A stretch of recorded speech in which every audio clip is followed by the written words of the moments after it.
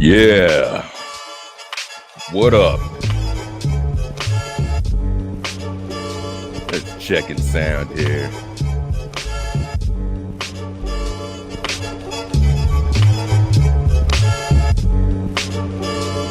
Let me know if you can hear me loud and clear. Music loud and clear. Got a couple different setup right now. What up? Happy Friday, man. Zach. What up? What up? Lorna in the house.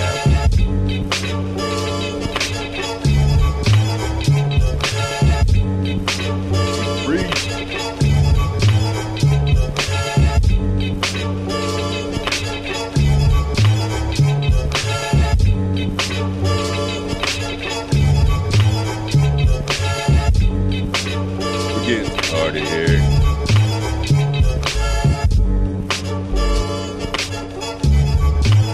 What up? We getting started, man. It's Friday. It's Friday. What up?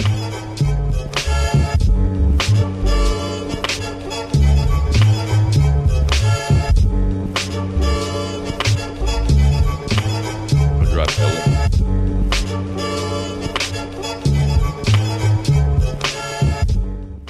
What is up, man? Happy damn Friday. Thanksgiving. All that stuff. Gotta drop the where's my little thing at here, man? It's right here. What's up?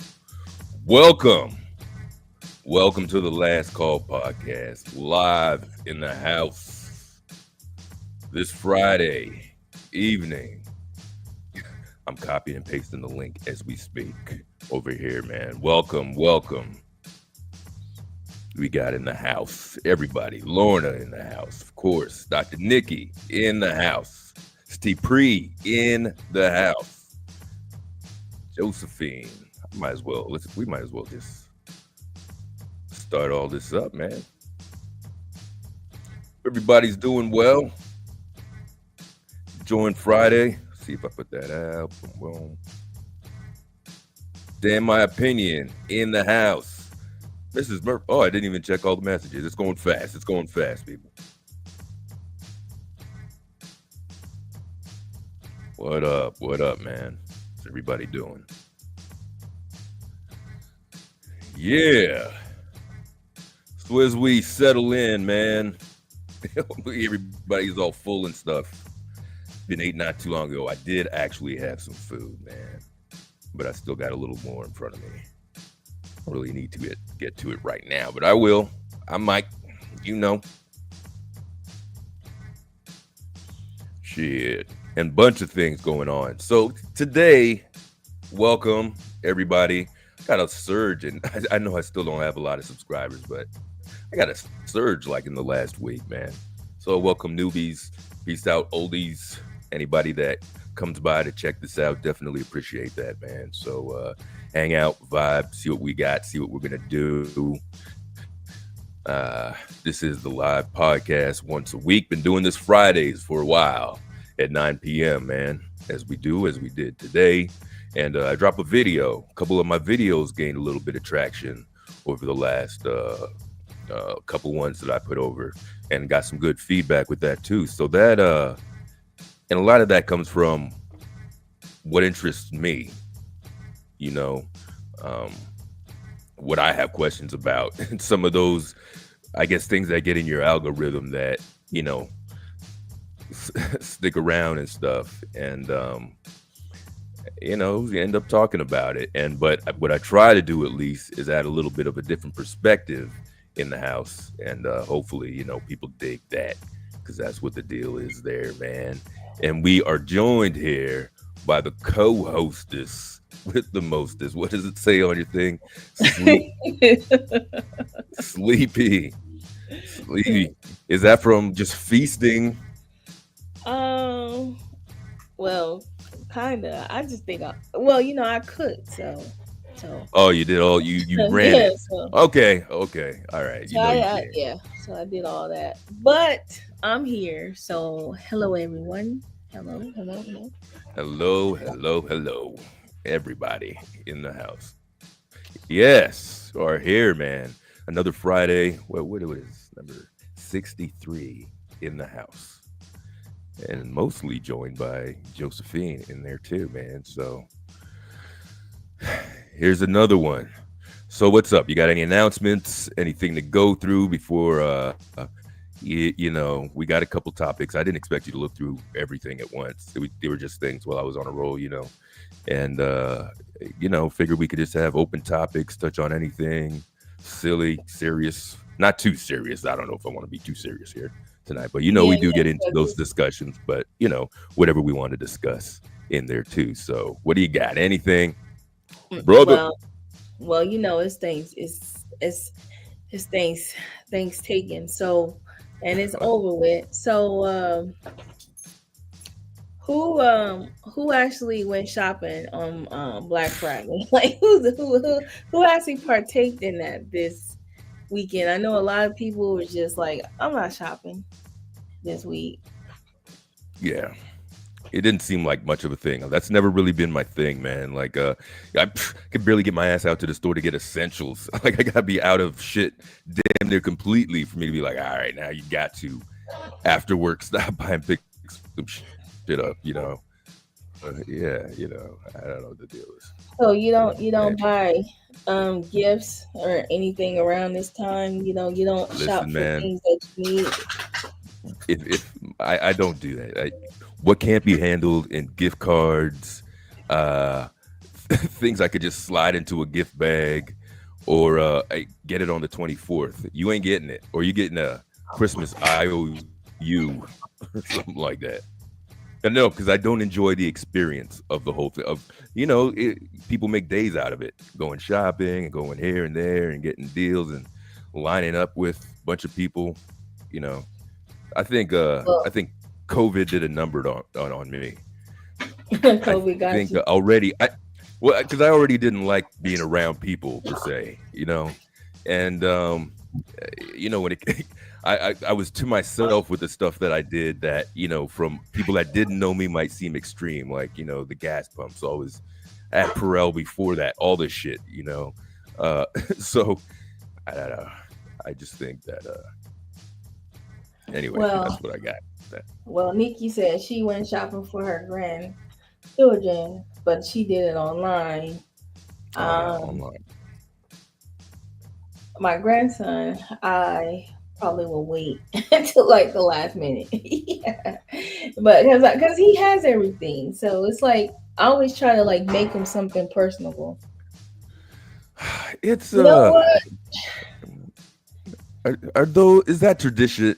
Is it still respected, like the selection of a actual physical gift, getting the wrapping, and giving it to your significant other? Is that like, or is it just two gift bags? Like, got you this. Like what? Well, well, I'm creative with ours, right? So what we do is we do like a budget, and we kind of like do like small things, like okay, like just like we might be like absurd with it. So every year we have like a theme, and so we try to come up with the most absurd or like creative Okay. gifts and stuff. But I think I already know what I'm getting. But I think I'm not gonna say, but but it's I What? know it's handheld.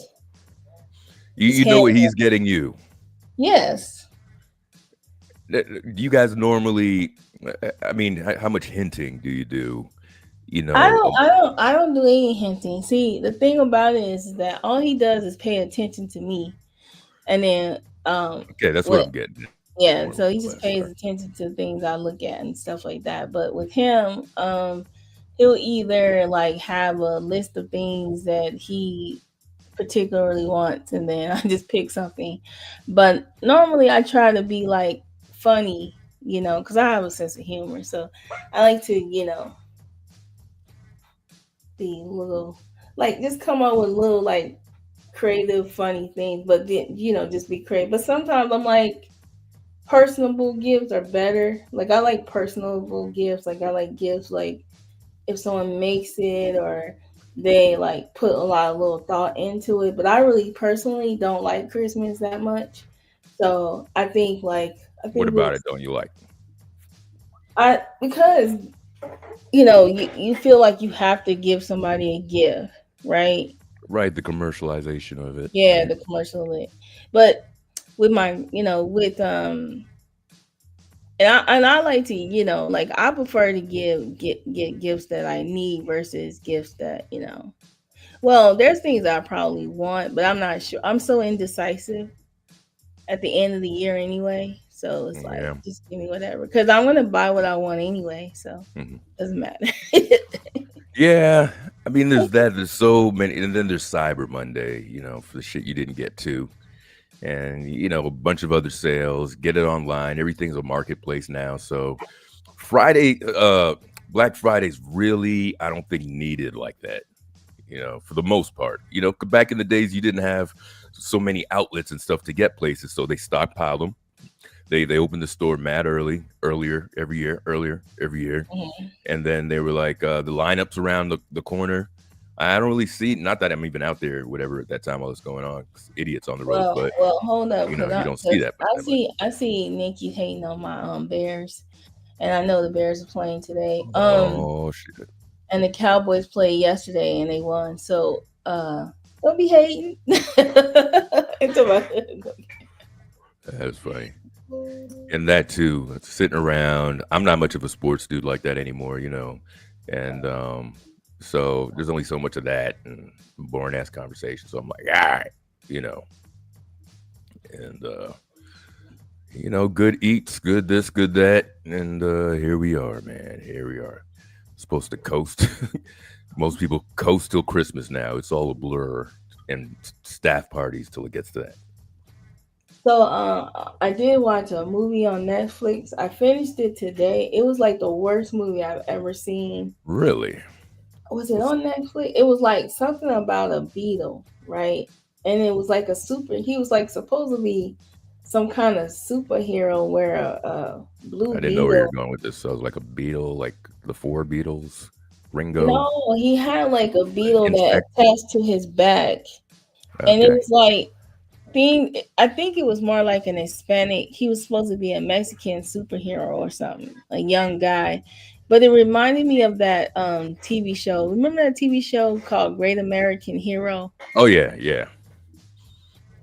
I remember that. Pausing. What's up, That was Doctor Nick? Yeah, Hey, hey, can y'all hear me? we can yeah. hear you loud and clear. Okay, so before you and Joe do what y'all do, I resent the fact that y'all Oh no. just went over my gift for Joe because I had to look long and hard from relics from 1865. Oh boy. So, like, I think that makes me best friend of the year because that's the only thing that Joe is missing from her collection. Because year before Ah, last, I got her the VHS of the Super Bear Shuffle. So, and it was a VHS. So listen, that's but what I listen, sent her. that's not a bad gift. That was like perfect. Like when I told people that she sent me the Chicago Bears Super Bowl shuffle. VHS though, I had to look every Yeah, long and people hard for was that. people everybody was in here remember the Super excited. Bowl shuffle. Remember that? Man, listen, I just saw it recently because our Bears is doing good. But I just seen it recently, and I'm just telling you that when I told people, like, listen, look what I got, they was like, where you get that from?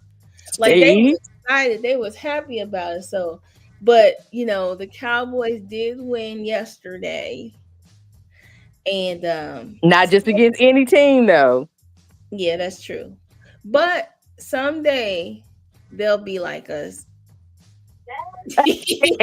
Listen, the reason why I bought a replica is because that's the only way they will get another one.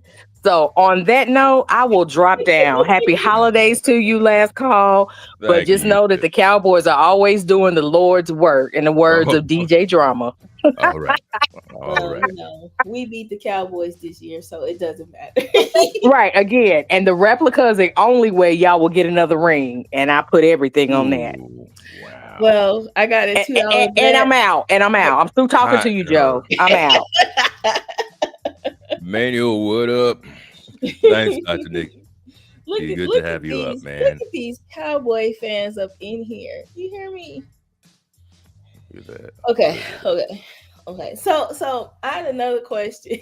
No, so I was telling you about this movie. Yeah, we get back. Yeah, yeah. So, first It of was all, are you like a sure it before must you have give been it was Netflix a like bad a name? Hispanic, it was like a Hispanic coming to age movie. And Are you sure it was on Netflix? First of all, because you named I out think it was on Netflix. Netflix. I wasn't sure. It was called like Blue Beetle. Um A brother of a certain age said it's Blue Beetle. He believes, yes. yes, that's what it is. And what did you think about that movie, A Brother of a Certain Age? Because I was like, Brother, come up. okay. But my favorite movie is The Great American Hero. Now Well, I what the would hell was that about? love, What is the connection to that? Why because are you gonna he was mention kind of like stumbling and fumbling when he got the suit on. So same kind of concept. it? Oh, he was like Meteor Manish.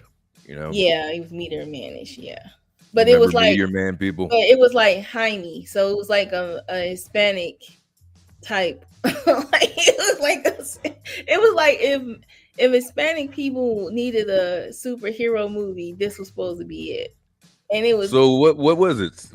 It it was was bad like production or poorly written, or was it made to be a joke? Like what? I don't know if it was a joke. It had a lot of Hispanic, like, you know, like it was like a janky Spider-Man, maybe. I'm not sure. I can tell you In terms of production quality, what. what could you give me some comparisons here to stuff?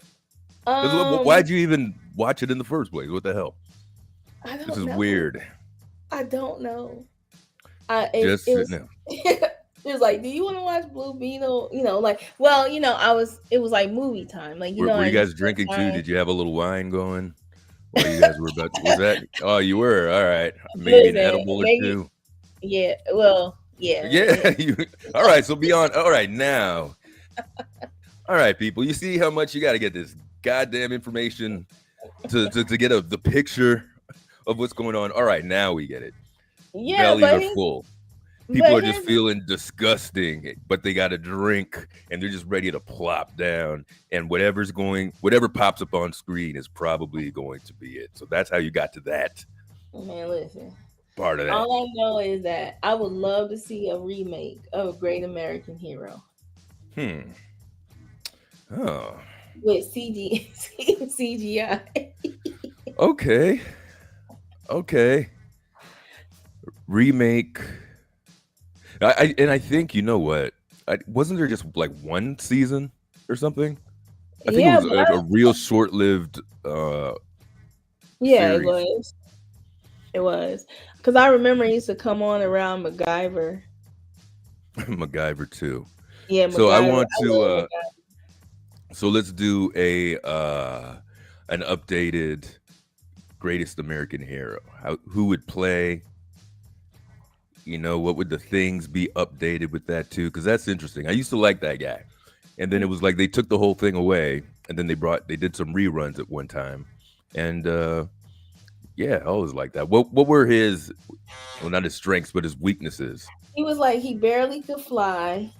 He was kind of strong. He couldn't land, right? He couldn't Yeah, he land. couldn't land. He All couldn't right. take. He would try to take off. He would run. He just throw his cape behind him. But remember, his friend. His friend was it would be hard for me to be a actor in that movie because I was just be laughing the whole time. Right. But the guy was like so serious. Right. So no, I would Yeah. love to see a remake of that. The other thing is I was researching like Wait, what movie. was it him? Before you get to, was it him or Meteor Man that could only fly like 4 feet high? No, it What, was neither that was man. Meteor Man. Okay, all right, that was another good one too. Yeah, yeah, they're similar. They are. So maybe I gotta check this Blue Beetle crap. All right, No, go you it's not worth watching ahead. it. all right, Unless all you're right, gonna watch it on fast forward. good. All right, I got you. I got you. Listen, I think me and Emmanuel are like we just the same. Like, you know what I mean? If I was a guy, I would be Emmanuel. Emmanuel, your employee, Emmanuel. Yes. You're number one here. You're number one. What the hell is he saying? Love the greatest, very good. It was one of my favorite. Yeah, yeah, you know, we all got that, man. We got that. He Yeah. likes anything you like anyway. He's going to. Trying to get that easy ass job. Listen, you listen. Don't be hating on my dreams, okay? Don't be hating. But I was reviewing like what movies we could review that are earlier on, and so we can review black exploitation movies without getting flagged. Oh, Yeah. nice. All So right. All right. as Is long there as one as that you long had in as mind or no, I was gonna particularly? talk to you about it. Like I was gonna talk to you about, I was like, what's a good exploitation movie that we can actually watch? I want to watch Cornbread Earl and Me. What was it, Cornbread? But I don't want to see the end. No, Well, or is it the beginning where he gets like when he gets killed or shot? And then I don't want to. And then I want to see Cooley High, but I don't want to see the end.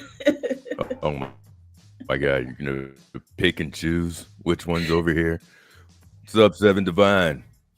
So if you're asking for a selection or what we should do, I believe at one time, I know when I was looking into movies and shit like that, um, a sweetbacks badass, something like that is kind of like the Catalyst thing. That's Mario Van Peebles' father, who came Oh out yeah, with yeah, the yeah. black, who gets the credit for that sort of stuff. So I know there's a documentary of that kind of explaining how that came about, you know, if we want to do that or don't want to do that, or check that out. But he's known to have pioneered the so-called black exploitation movement. So maybe looking into him and where it all started might be the thing to do first. Yeah, because If it's on. I want to hear somebody say, I want to see that one where the woman had was like, she was, I forgot the name of it, but she's like, these are my hoes. These are the sweetest hoes. Is that the Mac? Yeah, these Yeah, are yeah. the. And we could do that, and even as we do commentating on it, and where some of the ideas come from, because they blame black exploitation Superfly for a lot of stuff. We would have some great conversations with that. If we do some commentary along with that too. So, we could think about that. And my suggestion would be that we start with, yes, Dr. Nikki. Thank you, Marvin. Or is it Marvin or Melvin now? It's If you say it's Marvin. Marvin, it's Marvin. Melvin. All right. Melvin. Yeah, Melvin. Okay. Marvin. Van Yeah, People. I think Close. she Look, said. get it. All right, cool. Thank you. Thank you. All right. Yeah. And all that stuff. I mean, there was just a time in Hollywood, and many would say, you had the Renaissance back in the days. Black people were making movies in the 30s, even 40s and stuff too. Came along to the black exploitation after some independent ones.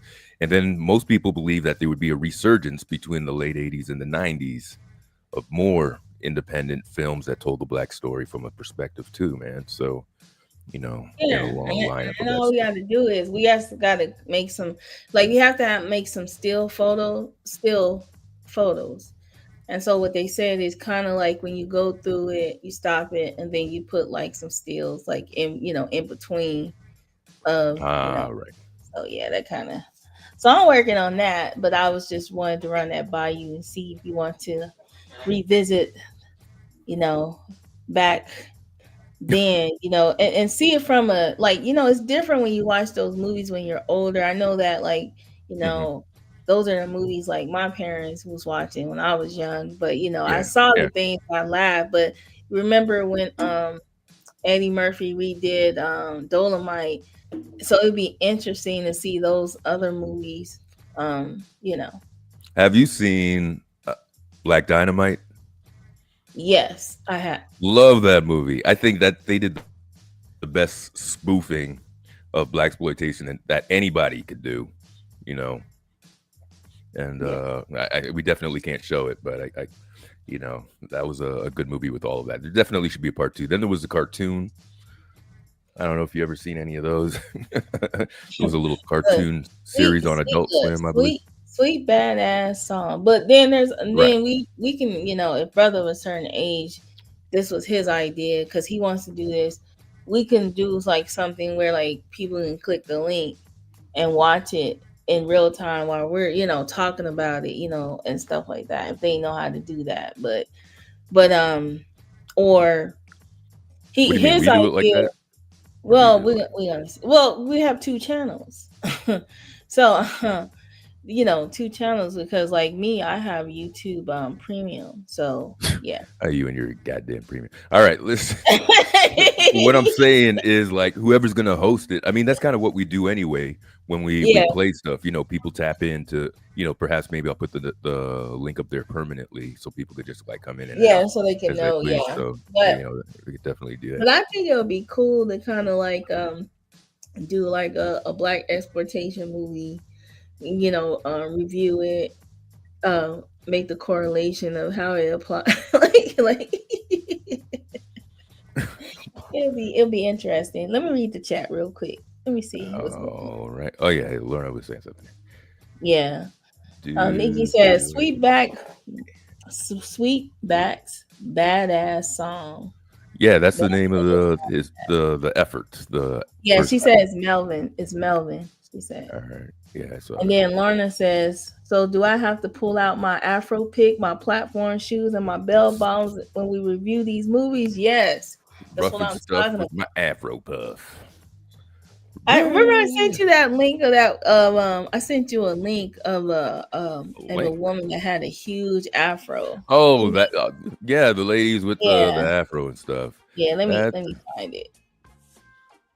what up, Minds Chaos Brew. Welcome. That's Robbie. Um Who? Robbie. That's Rob. her channel Okay. name. Cool. What up? What up? But let me see. I gotta go to my So this is. email. I'm saying that's a lot. That's a lot of attention to the Listen, situation. I don't look, I don't think that she takes her hair like she wears her hair like that 24/7. I think, she takes it down for certain reasons. So let me see if I can find that link. Yeah, it would seem like 24/7 Look, with that. she listen, that crown was beautiful. Yeah, it's nice, but I just don't know how Listen. practical. You got to live for that. That's a lifestyle. That shit's a lifestyle. I want to check that out. I want to check out the video of the guys that wanted to invade Haiti. Does anybody in the chat? I know this part of the sector probably doesn't pay attention to it, but the whole Akash comedian bullshit. Even if you don't like him, like I didn't like him like that, but the content around it is goddamn interesting enough. Oh, here you putting something over here. Hey, you didn't even have a background. What's up with that? Slipping. Oh yeah, Slipping. I'm slipping. Well, I had to cook, so okay, all right. So All this right, is the throwing video this that I'm cooking talking shit all over the place. All right. My name is Avon Duga. I am from Napoleonville, Louisiana, and I have Damn. held the Guinness World Record of largest female afro since 2012. To be a Guinness World Records icon, it's surreal, but it's actually something that I prayed for. I actually one day was like, God, if they recognize people who've been in the book for a long time, I wouldn't even go for the record anymore. So it actually happened. So for it to actually happen, I was just like blown away. So it's more than just the title and the pictures. It's absolutely amazing. My name is Jessica Martinez, and I am from Rockland County, New York. So what inspired me to attempt this record was actually the community. I had gotten on social media and I had posted a video of my hair all big up and fluffy, and a lot of people were saying, hey Jess, you should go after this world record attempt. And at first it just kind of seemed like a pipe dream, one of those things where you're like, okay, yeah, sure. But then over time I started to really think about it and consider it, and I started to really get it in my mind that this could be something that was possible. So I was like, yeah, I'm going to try it. My name is Michael Lemprick, and I'm an adjudicator with Guinness World Records in New York City. We're celebrating Guinness World. Beautiful her hair is. What you it is beautiful. About? She's beautiful. The hair is beautiful. It is a nice thing. I just, you can't even walk side by side with her on a date. You gotta be like 3 feet apart. Look, I don't think she wears her hair like that all the time. She probably has it put up a lot of time, because she don't want to have to deal with braids. Now she's gonna be in a bonnet the whole time. No, she just probably wears her hair she probably wears it braided or something like that. But she still has beautiful hair. So I just wonder. Yeah. Look, we have to get it where we can, and yeah, see, Robbie is right. Our hair is bendable. It's beautiful. She's a beautiful. I'm obviously going to lose this argument. I shaved my head. Look, listen, let me tell you something. She seems sweet. You would date her. Oh yeah, yeah. I'm not saying. I definitely would, but that would be a pain in the ass to You be like, look, I got hair in my face, my mouth, everywhere. Listen, everywhere. I'm sure there's a lot of men that would walk around helping her carry that hair around. Okay, so, but no, I just wanted to point that out. She actually seems like she has a good attitude with it. Yeah, she seems like she has a good attitude with it. There would be people you couldn't know nothing, no swimming, no spontaneous shit around. That's the kind of thing that I don't like. Those kind of restrictions, you can't do whatever you're gonna do whenever you want to do. But but it's just good to see somebody that has that. Listen, 4C hair, but it's so big. And where did they say she's from? I forgot what they said she was from, but she said she was Afro Latina. Yeah, that's what I got. Afro Latina. So she's from one of the islands. But she was a beautiful lady. Definitely a beautiful lady. Yes. A lot of hair. Yeah, that's the most positive thing that I've seen this week. So what you got? Damn, I didn't know we were doing. It's funny. I didn't even think of doing anything positive. All I see in the news and stuff is the shit that pisses me off. So that is a great way to do that format. That we should at least be prepared with some positive shit before just going off with all the troubles in the world and stuff. Got you. Yeah, I just watching that video that you sent me about Brian McKnight. He just getting worse and worse. Okay, so talk about this a little bit here. Because I don't know the whole story. I see little bits and pieces of some interviews or perspectives on it and stuff, but I really don't know where this whole thing started. I don't know if you have a little more clarity on it, so I could, before I really share more of my opinion on this deal. Okay, so Brian McKnight is an asshole. Has been an asshole for quite some time. He was all right, so I'm going to stop you there already. So if you're already shooting him like McKnight, I had the CD, Have I Ever Crossed Your Mind or whatever. I had that, not even the full CD, just like the EP, some of the songs on there. Haven't followed his career. Thought he's relatively talented, and that's basically about it. That's where my thing with Brian. That's it. That's all it is. He's very talented, but as a person, he's an asshole. He's definitely not something you would want to, put out there. It's just every time he opens his mouth, it gets worse. Before you send me that video, I watched him do because I hate this guy. So I saw part of the interview of him talking about his marriage, and how he got married when he was young, and it was like, he left his wife. They separated after 2 years, but they were together for 12, and because of the church and all that, and which that, if you just heard that, you're like, well, that commonly happens with younger people. But he's very cruel to his kids. He changed his name, named his new son, disown all his kids for no reason. It's like, he's just, and so with the guy that you sent me, I forgot his name. Well, what's he like when he talks? Is he a person that when he speaks, he seems likable? Is there something there, or does he talk like an asshole too? Well, he's made like videos online where he's like just saying he's disowning his kids and, doing all kinds of goofy stuff. But the interview that I saw, let me see if it's still. So he goes online to do that specifically to shit on his kids. Specifically, okay. he'll say it. Like he's done clips where, let me see if I can find some stuff. All right. I'm still, seeing the evidence here, because I really, all I keep seeing with the headings that I was avoiding is like, Brian McKnight's an asshole. He's an asshole, this, that. I'm like, how are they going to call this man an asshole? What almost seems out of nowhere. So I'm like, does he have a, somebody's just like, if it's some family shit. And first of all, before, even as you look, into the video and all this stuff too,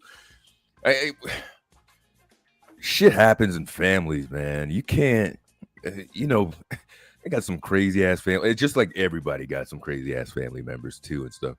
But just situations I've been in, I've seen people tell bold-faced lies for stuff. You really never know the dynamics in every. Now, is this me giving him the benefit of the doubt? Maybe, but I just know off the bat, maybe sometimes don't go with popular opinion.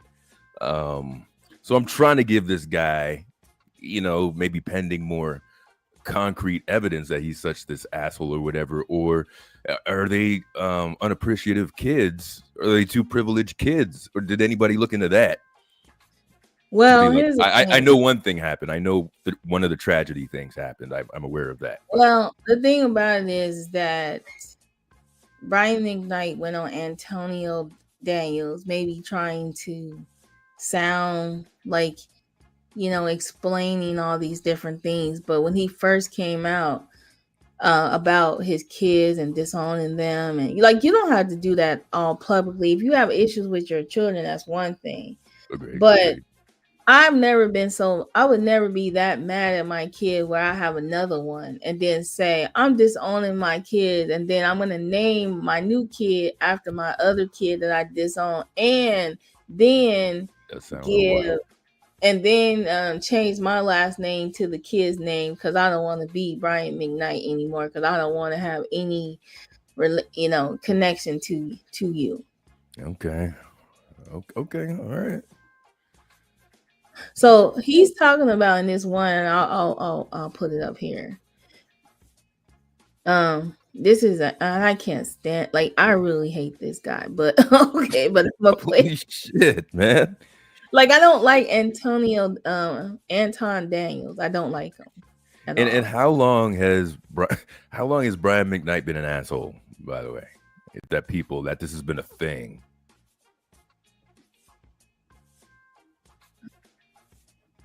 Okay, so this is him talking about what his kids. Did you hear me?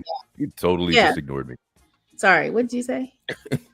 I was asking, how long has it been like Brian McKnight's been an asshole? Like, has this always been a thing, or is this more recently, or it's been a while. Like, this is, I don't know why he's talking. Like, it's like he's still trying to make himself. He's still trying to explain what he was doing when he went on these crazy rants. So, okay. So, this is the interview with, like, some of the interviews. So let me go ahead and play it. She agreed to let them come back. She continued to get her money. And I took them all over the world with me because I said, listen, you didn't grow up like me. I grew up singing in front of people. Mm-hmm. in church, everywhere. You guys have learned in the studio, and you're great, but you need to know what it's like to be out here on stage, to know the grind of having to have lobby call and be on time, the grind of having to do sound checks and be there and perform and do. So come out with me. I'll have a section of my show where you guys can come out. I can introduce you. You can start to feel what it's like. And we did that for a while, a good while. Right up until there's so much going on at this point. They're back with me. They, every day I have about 20 kids in my house, just on the floor. There's weed. There's all this other kind of stuff going on. So wait a minute. So they're with you. They're with me. But now they're starting to get out of control in a sense. In the midst of all of this, I got these jokers in my house who will show up, come in and not even speak to me. Like, hey, Mr. McKnight, thank you for having us or anything like that. It's like, it's crazy. Yeah. The things that are going on.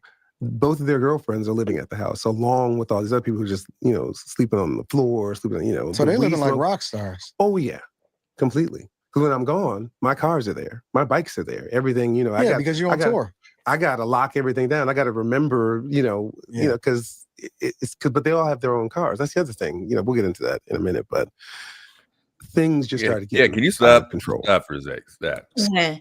So he sounds all reasonable right there. Like he's explaining what his kids and this is sensible. Like you got these grown ass kids disrespecting you and this and this and that, right?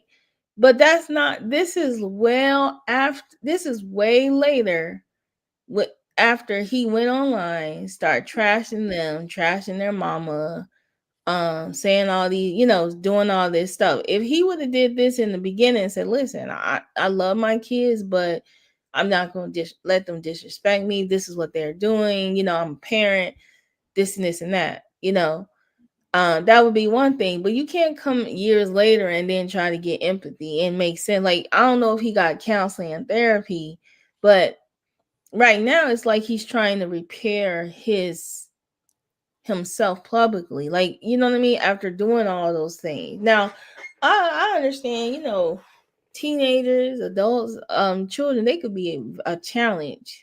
Especially, being that they don't come from the same generation as, and have the same work ethic sometimes. However, you can stop talking to your kids, but what you don't do is have another kid and then name them after the kids that you have. Okay, yeah, like a replacement. I got you. I got you for that part. So judging from, he seems pretty reasonable here. And right. Even I know what you're saying, like this is like a police conflict where the cameras go on, at a certain point you're like, well, what the hell happened before that? But even before that, man, I don't know. I mean, was he respected like that before? Did they respect him as this man that made these millions with the talent that he had? Like he was the golden egg? Or were they, like I'm saying, being elite and misusing his status and everything, where they acting all privileged? So that's the only thing that I question. Obviously, maybe more shit happened up to that point where he was able to, readjust himself, recalibrate, and then come out and present himself with what it is. And why, again, right, I'm not in this world of advertising all your personal shit. Like that is absolutely weird to me. But like I'm just saying, man, there's so much weird family dynamic stuff. And I'd never want to put things on kids, but these are adults too. Who knows what kind of energy they come over with, or what they feel like, the word I was looking for, what they're entitled to with that as well. So that might be on the behalf of just mom and dad going at it, maybe the kids picking sides and what shit should be. I don't know. It's tough for me to try to be here judging this man's life and not knowing motives and stuff like that too. Do you know anything about how was the divorce settlement? Was it good? Did she like rake him through the coals the first time or anything? Was it while he was rich, the height of his career? I don't think so. You know what I'm saying? And then, his son that passed away, and then he still has something negative to say. Like, he's a hurt man. You once you make the decision that you're going to alienate, well, not alienate, but once you make the decision that, you know what, this is bad blood, I'm gonna protect my well-being when it comes to dealing with kids like this, you can do it in a very healthy way for yourself. But you don't just like disown them publicly, and then because they're singers, they're this and that. Like if he would have did what he's doing now, plus he had to go on Antonio Daniels because ain't nobody messing with him. Like he can't go nowhere else. Ain't nobody trying to hear what he has to say. And I agree with Mark Hill. Mark Hill said he was he was rude. Like he seen him be rude to other people. Okay. That's what I was asking before. Yeah. And so that's what Mark Hill said. He's like, he wasn't necessarily rude to me, but he was rude to my staff. He was, he was, and then he was at the airport one time and a lady walked up to him and he was rude to her. Like, Okay. This is painting a picture. Okay. Yeah. That's why he called him an asshole, but Mark Hill let him have it though. And what do you, before we get to the end, what do you think of Mark Hill exactly? I think he's loud and nauseous and he's extra. Yeah. I seen him come up.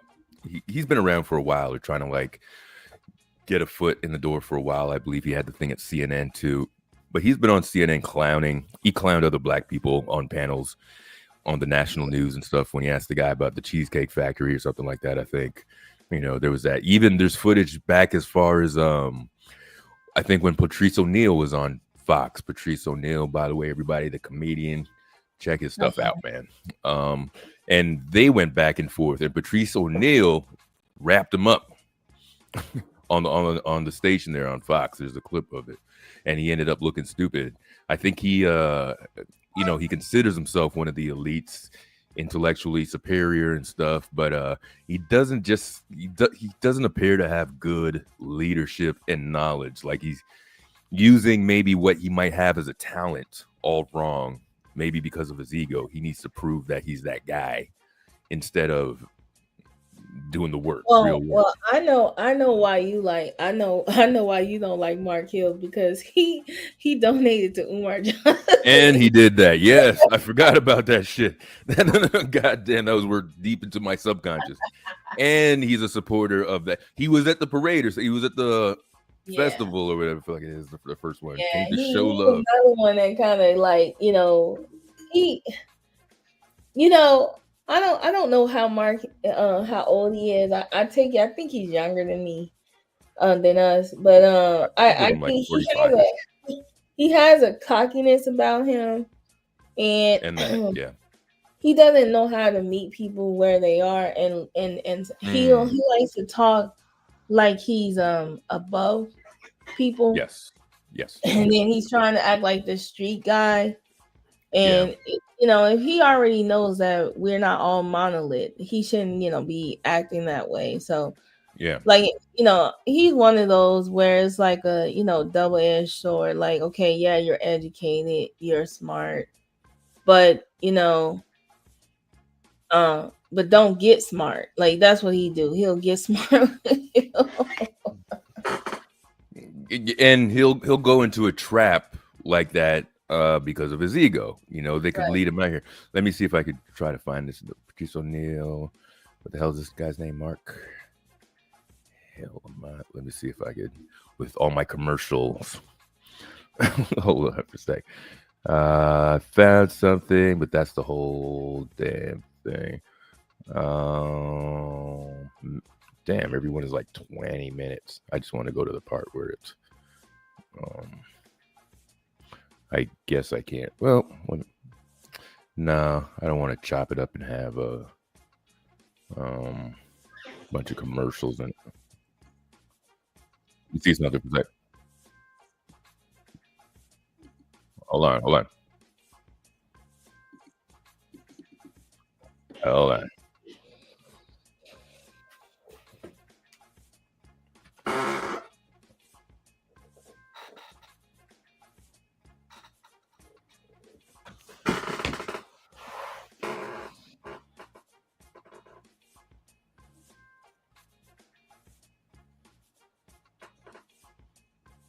Buddy, remember that? Oh yeah, I remember that. Didn't he pass away? Yeah. Patrice O'Neal has passed away. Left a couple comedy specials. I'll get into him more because I always bring Patrice O'Neal up. He prolific. I'll defend that. But anyway, let's get on with this. So just to get Patrice O'Neal also used to catch some flack. You can't hear it. You have it on mute. All right, hold on.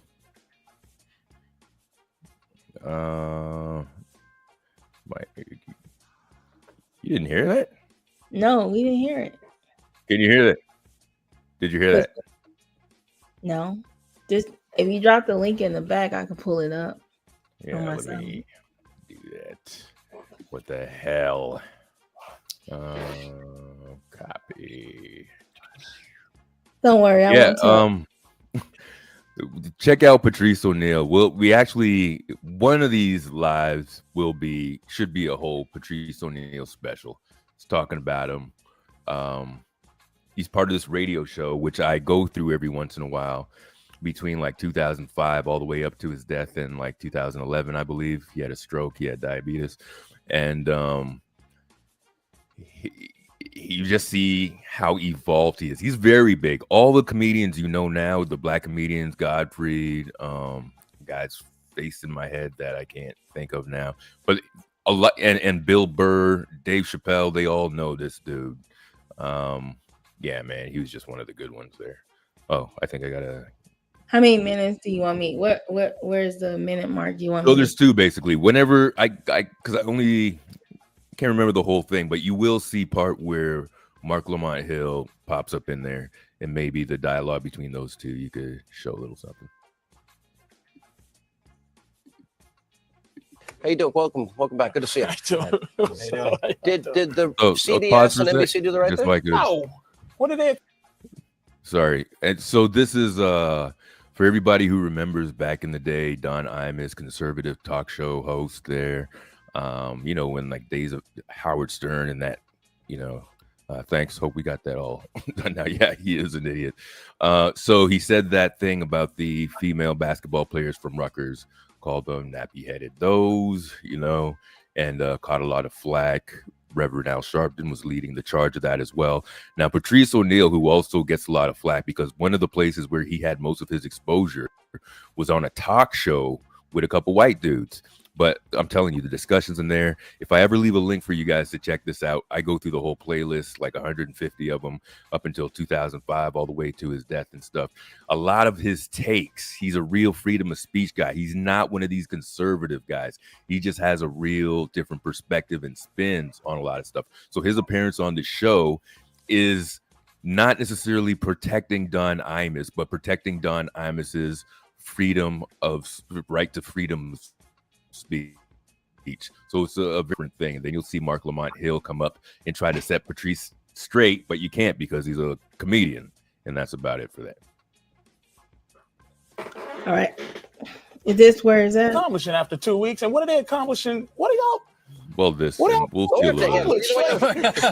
I don't understand where this is going. And so, no, seriously, you don't find anything wrong with those comments? It's something wrong with the comments, but you act like Don Imus and Kramer are like malignant spots, but the whole country. I didn't even talk give you about my Michael opinion. Richards. I know what your opinion White is, Sean. people. Yes, and that whole thing you read was all like abhorrent. That's what NBC outrage. said. Nobody black is saying that. That's because they were. That's because those comments were abhorrent, and the reason why we have to defend these young women is because no one else will. The reason why we have to punish Don Imus is because if we don't stand up and speak out, no one else will. And comments like this will continue to be Dr. mainstream Hill, hang in on public space. Well, what if this was your daughter who worked so hard, reached the championship, and some dopey radio host says something like that? You wouldn't like it. First of all, have you had any of those girls on?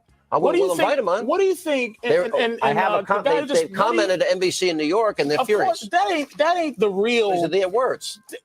What do you think they really said when they heard that? They didn't go, "Oh, that's outrageous." They went, "I know he didn't call me no nappy-headed hoe." That's what they said. I know that cracker didn't say nappy-headed hoe. That's what they said. They wasn't outraged. Yeah, but we can't base our indignation on those 8 young women. It's quite possible because of the way Black women are treated in America that they were used to hearing such things, but it's still inappropriate. We cannot allow our own dignity to be assaulted in that way without a response. And my response doesn't hinge upon those 8 young women who were just even if they weren't insulted. Dr. Hill, let me answer this. All right, so he admits it was wrong, outrageous. These are his words, not mine. Over the top. He has apologized. He's promised to make good. He's now been suspended.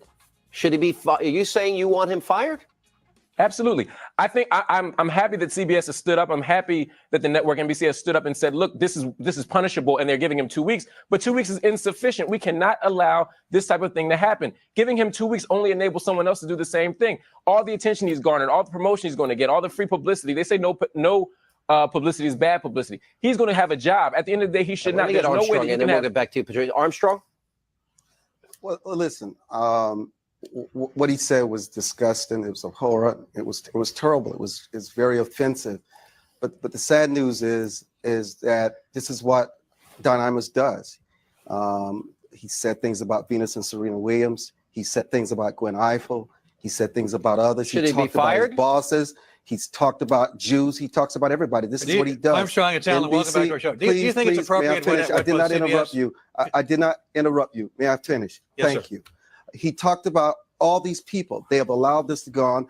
I don't believe in censorship. I believe in the ultimate freedom of speech. I think the marketplace should decide. Certainly, CBS Radio and everyone else has a right to suspend him, to send a message that after many warnings, they will not tolerate this any longer. But firing him, and then the other thing we're doing, we're setting another precedent. Don Imus is not the only shock jock who use this kind of terminology and these racist remarks. There are other people that use it. You set a dangerous precedent when you say that someone like Don Imus should be fired, because there are a lot of people out there who have not to look like Don Imus. It's easy to fire people like Don Imus and Savage and others, but we got to hold everybody to the same standard. We must establish what is the standard. Let's fire all of them. Hold on, Armstrong. Let's fire all of them then. I have no problem. And then what? Are you offended?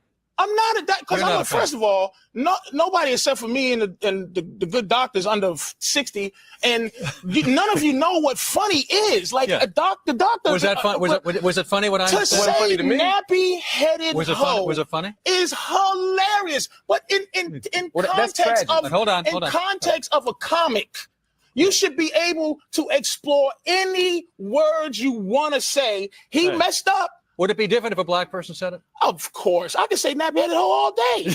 But I want to be able to call white girls straight-headed hoes anytime I feel like it. Anytime. And would you? Of course. And should you be punished for it?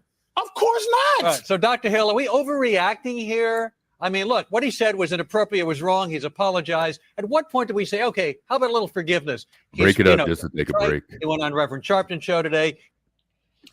So, yeah, you're definitely a nappy-headed hoe. So I just wanted to let you know that. That who? Did you calling me a nappy-headed hoe? I called you a nappy-headed hoe. Okay. Well, I think you should be fired. You think I should be fired for calling you a nappy-headed hoe? You should be suspended. Yes, you should be suspended. Take your podcasting license. Okay. First of all, do you see how green and how manufactured Mark Lamont Hill is in this? How uncomfortable he hasn't found his footing yet in this. Right, but see, he was corny back then, and then now he talk like he just like one of the brothers. Like, oh yeah, I'm just I saw him on. He was on what's his name podcast. Oh, when he went with dude, they went at it because he said that's bitch ass behavior or something like that. Dude, don't call me. It's stupid ass argument. Stupid ass argument. He apologized. I wouldn't even have apologized for that nonsense.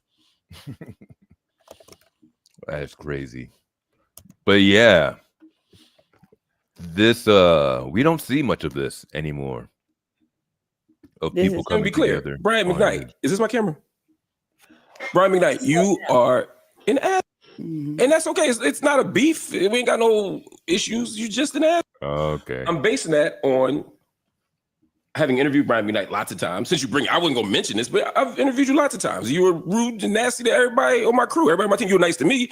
But the measure of being an athlete isn't how you treat the host, it's how you treat everybody around him. Yeah. And you've been a dickhead to them. No disrespect to you, except you're an athlete. I was in an airport in Eastern Europe. I was headed somewhere, you were headed somewhere different. I watched a woman come up to you and ask you for an autograph, and you completely ignored and disrespected her and walked off. You're an athlete. But that's not why we're talking about this. So we say, I don't know you. Right. I don't know you. But I don't have to know you to know you're an asshole. I don't get into your family business. Your family business has nothing to do with me, except when you make it public. And when you put your family in public on blast, that might make you an asshole. That's all I'm saying. When you have children and you say my children are the product of evil, that might make you an asshole. When somebody says, yo, but the Bible says you should love your children, you say, my older children were the product of sin.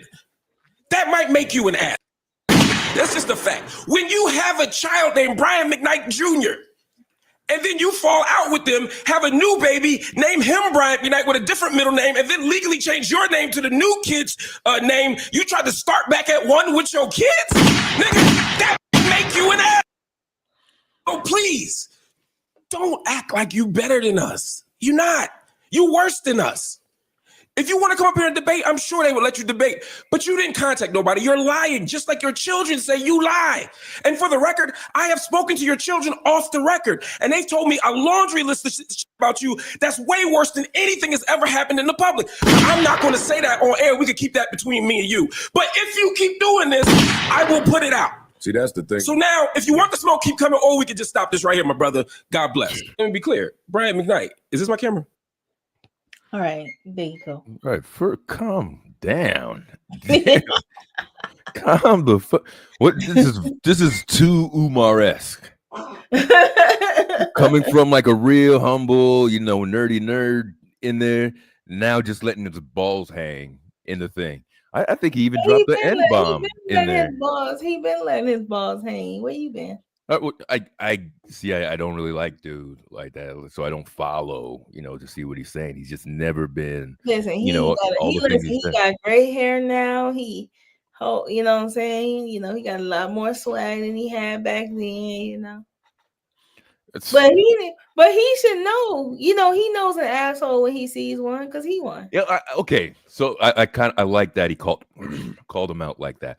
But then again, now who has Mark Lamont Hill become? Is he this guy now? Does he is that his thing now? Jumping on these podcasts and calling people out like he's a thug? Like that can't be.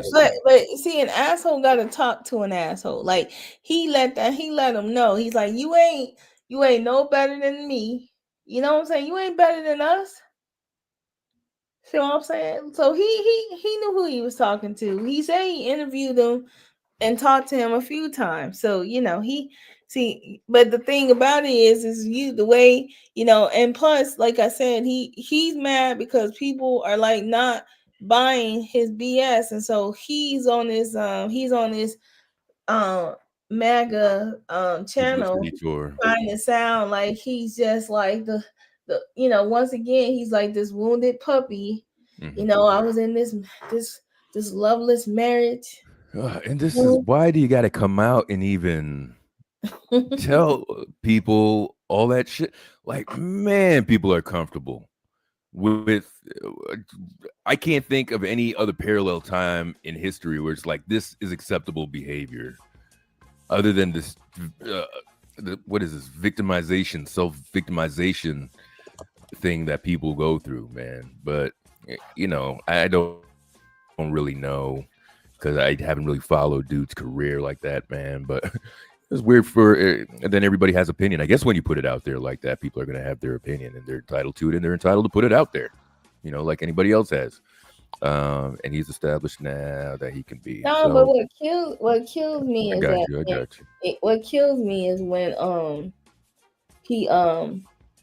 what kills me is when he's like talking not Lamont Hill, but what kills me is when a guy is trying to pretend like he's the he didn't put all his information out there, but now people got an opinion. Now he's mad. He's looking for a response, and he don't like the response he's getting because it's eating his pockets. Yeah.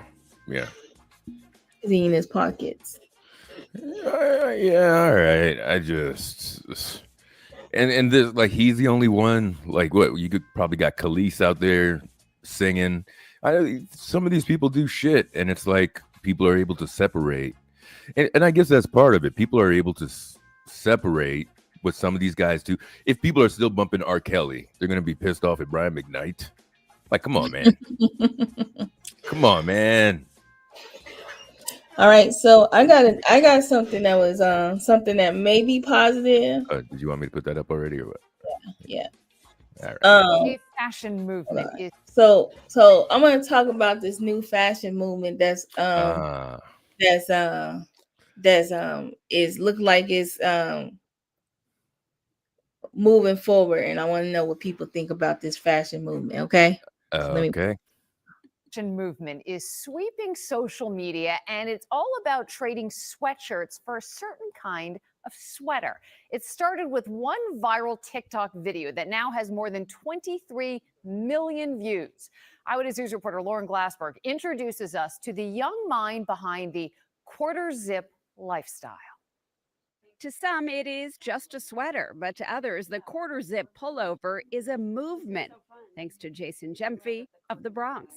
And another thing, I'm a quarter zip dude now. Jason graduated from Allegheny College with a degree in computer science, and when he started interviewing for jobs, he knew it was time to upgrade his look. When you look good, you feel good, you do good. He posted about his job-seeking attire to his already strong following of thousands, and suddenly the quarter zip was a thing. Life like this sure is sweet, huh? People are stopping Jason on the street. We can't go anywhere anymore. Like, we stepped outside. There was a kid with his dad stopped us mid-video. We was shooting content, stopped us mid-video to say, oh, that's the quarter zip guy, that's the quarter zip guy. It's true, Jason and his look are everywhere. I like that you guys look right.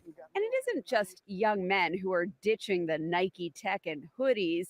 So are teens and tweens like my 12-year-old. The other day he said, hey, Mom, can you get me a quarter zip? I had no idea what he was talking about. And now I know. And guess what came yesterday? A quarter zip? A quarter zip. You are up in my 12-year-old's game. Hey, tell I me. really appreciate it. So a personal thanks from this mom. The movement is elevation at the end of the day, making sure that when you leave your house, you're like the best version of yourself. Point blank, period. And really, Jason says it's not about the clothes. The man makes the clothes doesn't make the man. Just gotta say that. Words to live by. Lauren Glassberg, Channel 7, Eyewitness News. A fashion. What you think? What you think? There's a trend coming. There's a trend. They're about to get out of the baggy clothes and the sagging. I can't hear you. Because my mic was off. So you think you're going to go back to some 30s or 40s of well-dressing like that, and the hats and everything, that Renaissance is coming? Oh, it's coming. Like, it already started. I'm just showing you, that's what, this week. So these but listen, this is what these young men are getting this for Christmas. By January, you're going to see young men going to school outside with quarter zips on. So you like the implications that this has from the dressing well and achieving well and presenting yourself well, man, side of it. They were dressing like hobos, wearing track suits and wearing pusices. Well, yeah, you don't have to tell me. Walking everywhere in Crocs and slippers and bonnets, even the dudes wearing bonnets and shit like that. So overall, I think, first of all, yes, I've have a couple, I got to do business casual or whatever. If I'm going like that, I don't even like the zipper too much. I prefer to get the buttons if I can. I'd rather have the 3 or 4 buttons quarter down rather than the zipper. I just don't like the zipper there or whatever if I do have that. So anyway, they have this trend. Overall, I think it could be positive. It's something better for the kids to do instead of like a crate challenge or some stupid dance or some shit like that. And it helps to present them to look better. Let's face it. who said it? A brother of a certain age, you would know. Ice Cube said some shit. Stop giving juice to the Lakers because Al Davis never paid us, and we're the athletes. Like Nike is sponsoring us to go to school and to wear the logos and all that sort of shit too. We're representing brand names. Like we're straight up getting paid to do so. So I like the focus being shifted on somewhere else, the energy, and the finance to go into something else, perhaps that's damn near a given. Your market is a given as long as they put it out. Your demographic is known to gravitate this sort of stuff. So if it's a rejection of that sort of culture, I'm down for it. I think it's a good part of the movement. Anything that that the teenagers walking around don't all look like headed, hooded sweatsuit wearing, just not doing shit, people, because I don't like that look either. The casual, you could be on your sofa, you could be, that sort of shit, and go out in public and look like this too, guys and girls. It's not even just a dude thing, So yeah, see where it goes. Maybe it could extend into some better, more positive things. But I mean, it's all right. There was something out there too, just before you speak on it. There's something about it too. Somebody was saying there's a negative aspect about it being like it's anti-black. I don't know if you saw that. Yeah, I did see people say it's anti-black, but it's not. And I'm gonna tell you why. Because it's been associated with when black men dress like that they're lames. And so this ain't new. This style is new. It hasn't been, it's not a new dressing, a new style. It's not at all. It's not. It is trendy because some younger people who wanted to get ahead of the game, looking for jobs, and realized that the people around them, they look like sloppy. Right. They're all applying for a job and they wanted to be a one step ahead. Right. And so this trend was always there. It just was associated with men that were males that were lames. Their mothers dressed they was dressing their kids like this, first day of school, stuff like that. So I like the trend for black males because, as you can see, seeing those smile, like the one thing I love is seeing a young black male with a smile. Especially a pretty smile, like, not walking around with their face covered, but just smiling. And that's what we need today. Like, we need to see these young men have the confidence, depression within young men. And then hopefully the music is resonating with change along with the style. Yeah.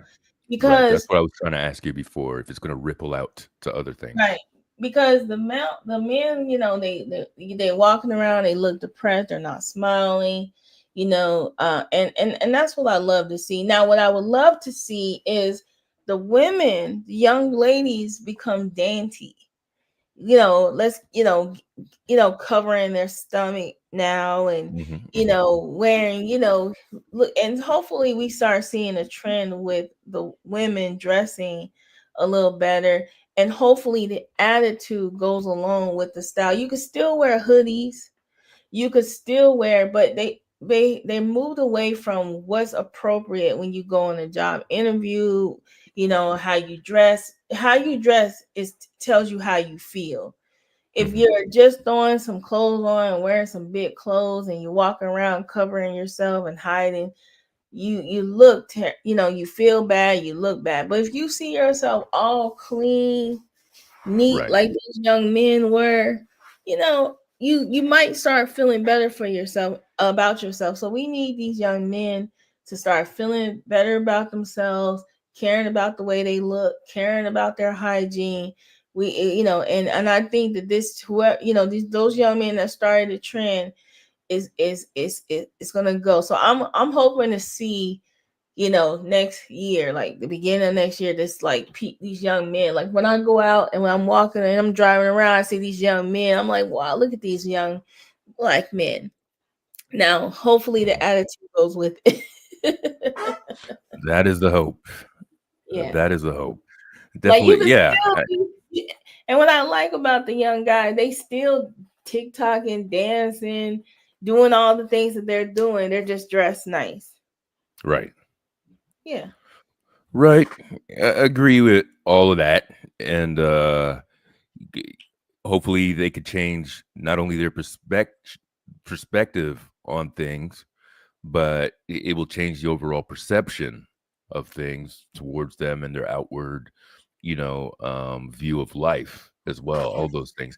And even as a guy here, like we as dudes will know this, all the guys in the chat or whatever, when you start doing your own thing and you start dressing a little better, or you got to wear a suit that's not associated with anything corny, like something with school, or even sometimes with school, if you gotta, like, if some people had business days and stuff like that, rather than it being a court day. But there is a certain pride that even if you had your first job, that you had to dress up a little more than you would, dress up in a way that you let go, because a lot of our young guys will show up to interviews. Some of it's young, but some of it's cultural too, would show up to these interviews or some of these formal places in attire that is good with them, that they think looks good to them versus what's appropriate out there as well.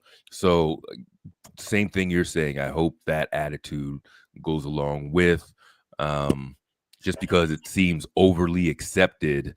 People on TV are dressed a certain way. They're not even dressed so much more professional or anything too, that this will show people like it's okay. It's not that corny for you to look how you should look when you get into these spaces. Because that's what we talked a little bit about how people overdid it in like the 20s, the roaring 20s and this stuff too. There was the Renaissance era then for people, for us. Yes, what you mentioned before there, I think Lorna had mentioned the what is it, the dainty movement or whatever it is that was at the gala. She had a question for you, by the way. You answered. I'm sorry. Yeah. So whatever, I do think it's good, and it should, lift them up and want to do, because that is a real thing when a guy has to wear a suit for the first time or dress up to be presented a certain way, and you're wearing different clothes. There's a pride that goes with that. So hopefully that does a whole bunch of other ripple effects when these guys start doing the same thing too. Do I think it's a lot to ask of this little challenge? Yeah, I do also too. Yeah, but parents are buying it. But guess who's going to capitalize off of it? Retailers. J. Crew. Yeah. Retailers. I seen the lady, she ordered her son a Gap version of it. So, if I start, we start seeing it go up to like $50, $60, like it should be reasonable priced for this. This movement is moving in a positive. So if some black owned businesses start taking on some of these clothings and really getting it out there to the masses, it would be nice to see. Right, it really should be like a FUBU thing, or black, or if these guys, they're young dudes, if they even consider doing their own line of these quarter zips for the season coming up, that would be the perfect marketing behind these guys. Right. So yeah, there's that. And it's just like, are we shifting? So we're shifting our money just to another clothing department over here. We're in the casual wear now. Are we in Macy's and dealers and a Nordstrom rack or Nordstrom getting, is Polo coming with quarter zip, and now we have to have a Polo quarter zip, you know what I mean? Right. And it just goes, it's just another small company of one of these larger companies, subsidiary of that just the money goes back and funnels to these billionaires anyway, like your homeboy Pharrell. What's up with that clown? Yeah, I don't know what he was talking about. You know what, like I don't look at celebrities for context and political because some of these you really can't. You really can't. Because some of these some of these celebrities are just put in positions where they have more access than the average person, and then they realize like you'll see you think that like for real, just one day they just stumbled across him. You'll find out that maybe back in the day he was doing commercials, or he was, he had was his some relative of his got him into a studio. It's just like the NBA. There's a bunch of kids that want to play basketball, but how many really go to the NBA? See, it's the same concept about, this whole celebrity and stuff like that. It's all about who you know, what you know, and how Yeah. you. So Very rare a singular individual would make it to the top like that. Normally, the team around there's a predecessor, some sort of system that's laid out there before as well, and the talent and everything's got to be tied into that. But very rarely, it's just talent that pulls you through all of that mess. So yeah, I. Oh man. So what else do I got for you, huh? Well, just Well, before moving on, all that, just that with the celebrities doing, we know we've seen the clips of Malcolm X speaking about it and other people speaking about why these liberals and these entertainers are put there, and we really are the ones that are hurt by having our entertainers regurgitating information back to us on some nonsense that just never really works well. So I think with a lot of that, like we were talking before, we'll bump in our Kelly tape and we'll put away, the other dude's tape with that. We have to have more consistency. We got to be more on code with shit like that and stop people that are exploitative like Umar and all these other things from getting our dollars and being able to permeate throughout the community as such, but that's again asking for a whole lot of being on code also. all right. Yeah.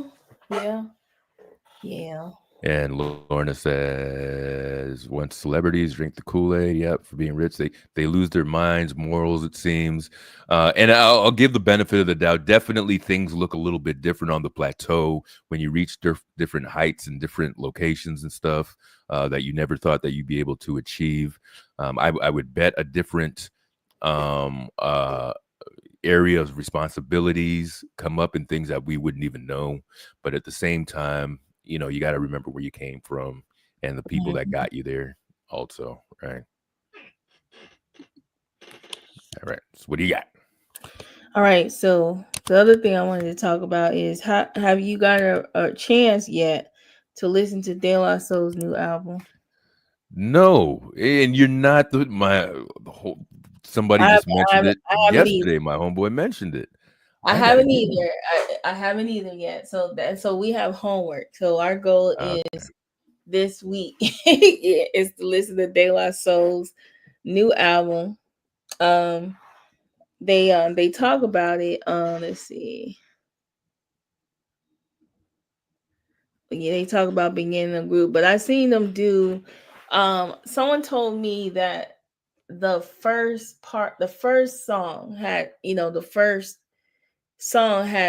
had their mind, their heart, fluctuating. So I'm gonna go ahead and listen to it this weekend, and see, give my feedback on it. Because with De La Soul, like, no one album sounds the same.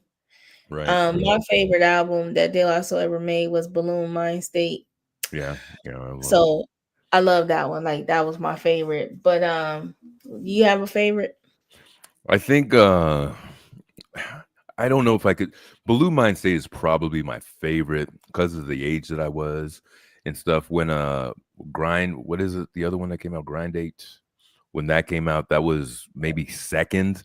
But because of where that position of Balloon Mind State came out, is probably the one I like the most. But I think their magnus opus is Grind 8, if I'm saying that right. If that's the right. Yeah, Grind 8. Yeah, that was the one. But yeah, so you got some homework. Everybody's talking about it. I love to kind of like let people, listen to it and give their like feedback on it. Listen to some of their interviews that they've been given out lately, you know, and see what they're talking about and what's behind the album before I get into it, because I really love Dave, and that was a hard one when he passed. So yeah, so I really want to be in the right mind space. And then not even that, but after that, they got all the rights to their songs and everything to their catalog of music. Yeah, because they weren't getting paid for none of that shit until just a little while ago. None of it were in their rights. None of that classic shit. You know, neither of them guys owned and shit. And then for them to get the rights, and then after dude passes away, it's like, damn, it makes it even more a little tragic. But at least they got it now, you know. And I'm interested, but people are talking about this. It's a crazy thing. Like, I have this one album, like De La's out. And I'm just like, for people that, you know, I wouldn't even expect to be like, but I guess maybe they know I like music a little bit, so they're trying to just let me know it's out there, perhaps. But yeah, all right, we will listen to the De La, and I don't know, give it an honest opinion as we can with it.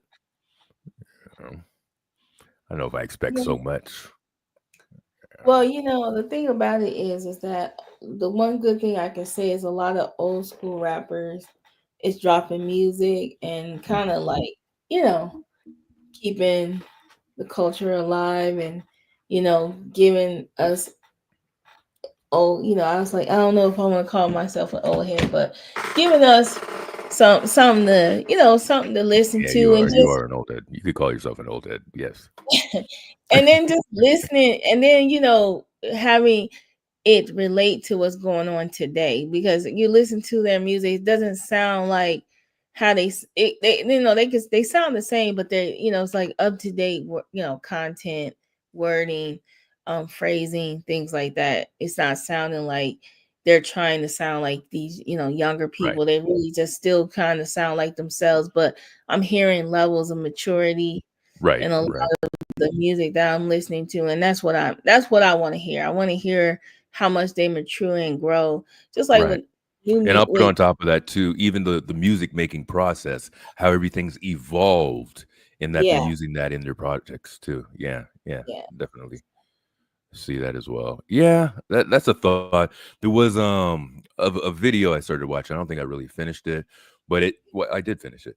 It went through the theory of why they went to the charts, the Billboard charts, and they were questioning why hip hop didn't seem to be in the top 10s or whatever anymore, the top few, you know, paraphrasing a little bit of what it was. And, you know, they tried to parallel the trend of what rock was like, where it went to glam rock and then it went back down and shit was possible. You know, they went into grunge and you know, just different spikes at it as well. So they were trying to do parallels of that and where hip hop is now and why it's not so popular, trying to attribute it to it as it's just dying down. And even just with this and some of the discussion as well, it makes me consider the perspective that what if it's going back a little more underground? Because remember some of those people that you posted on there too, you posted a couple kids on your site. I forgot the rapper names, who, you know, it indicates a little bit of a different movement, because maybe we are at the place where we're just like, this shit's going to get played out. You know, we obviously we knew it was played out, but if they could milk that cash cow a little bit more, obviously the industry is going to do that, right? But what's up? What's up, YM? But maybe it's more reflective on where things are going a little bit more underground versus the same shit, you know, being digested from everybody around. I don't know if you saw YM's post, which she came just in time when I was about to mention this. She made a post where this woman was talking about how people are just tired of hip hop. They're tired. They're tired of that, you know. And the problem is the emo music, and then all the, you know, sexual, you know, innuendos, like how many words. Like I remember we were listening to songs that had a lot of sexual innuendos back then, but you know, too, so it's not like I can't, you know, shit on what they're doing, because I know that we had that in our you know, in our time, and you know, before that our parents had, you know, but but now it's to the point where people are just getting tired of it. Like it's emo-ish, it's negative, it's the wordplay. I love a lot of wordplay, even even if it's simple, I love wordplay. But I mean, it's getting darker. A lot of youngsters are depressed, and I'm telling you, the way they dress. That's where they parallel that with, by the way, this emo hip hop music with grunge, the downplay of grunge. Right. So, but like I said, we need to go back to lighthearted music. Where you starting to see people dance a little bit more. Just a little bit more happiness and joy. I think that we got to figure out something. Like I think like when dark times come, we have a way of lightening everything back up again. Cause I'm tired of seeing that TikTok trend of them eating. Like I'm tired of that. Like yeah, it's all stupid. And of course, anybody that's new to me and my internet behavior, I'm not a social media guy. If something's out on TikTok or Instagram, I'm gonna be the latest to know about shit. So I get things a lot later than it's out there. So when I'm seeing this stuff, as in what was on social media, and I'm talking about like the Kai Cenats and all this stuff, I really almost saw side by side that behavior with like a step and fetch it sort of deal with that. So I don't know. That's So did you want to talk about that news story about those two white males that was Clark. That those two white males that was trying to recruit people from the Dominican Republic? Yeah, put this craziness up. You still got the clip. So I'll do a little background while we get the story over here. So check this out, everybody. Let me get we lost my little background music. Here's a little for you guys. Should I change it?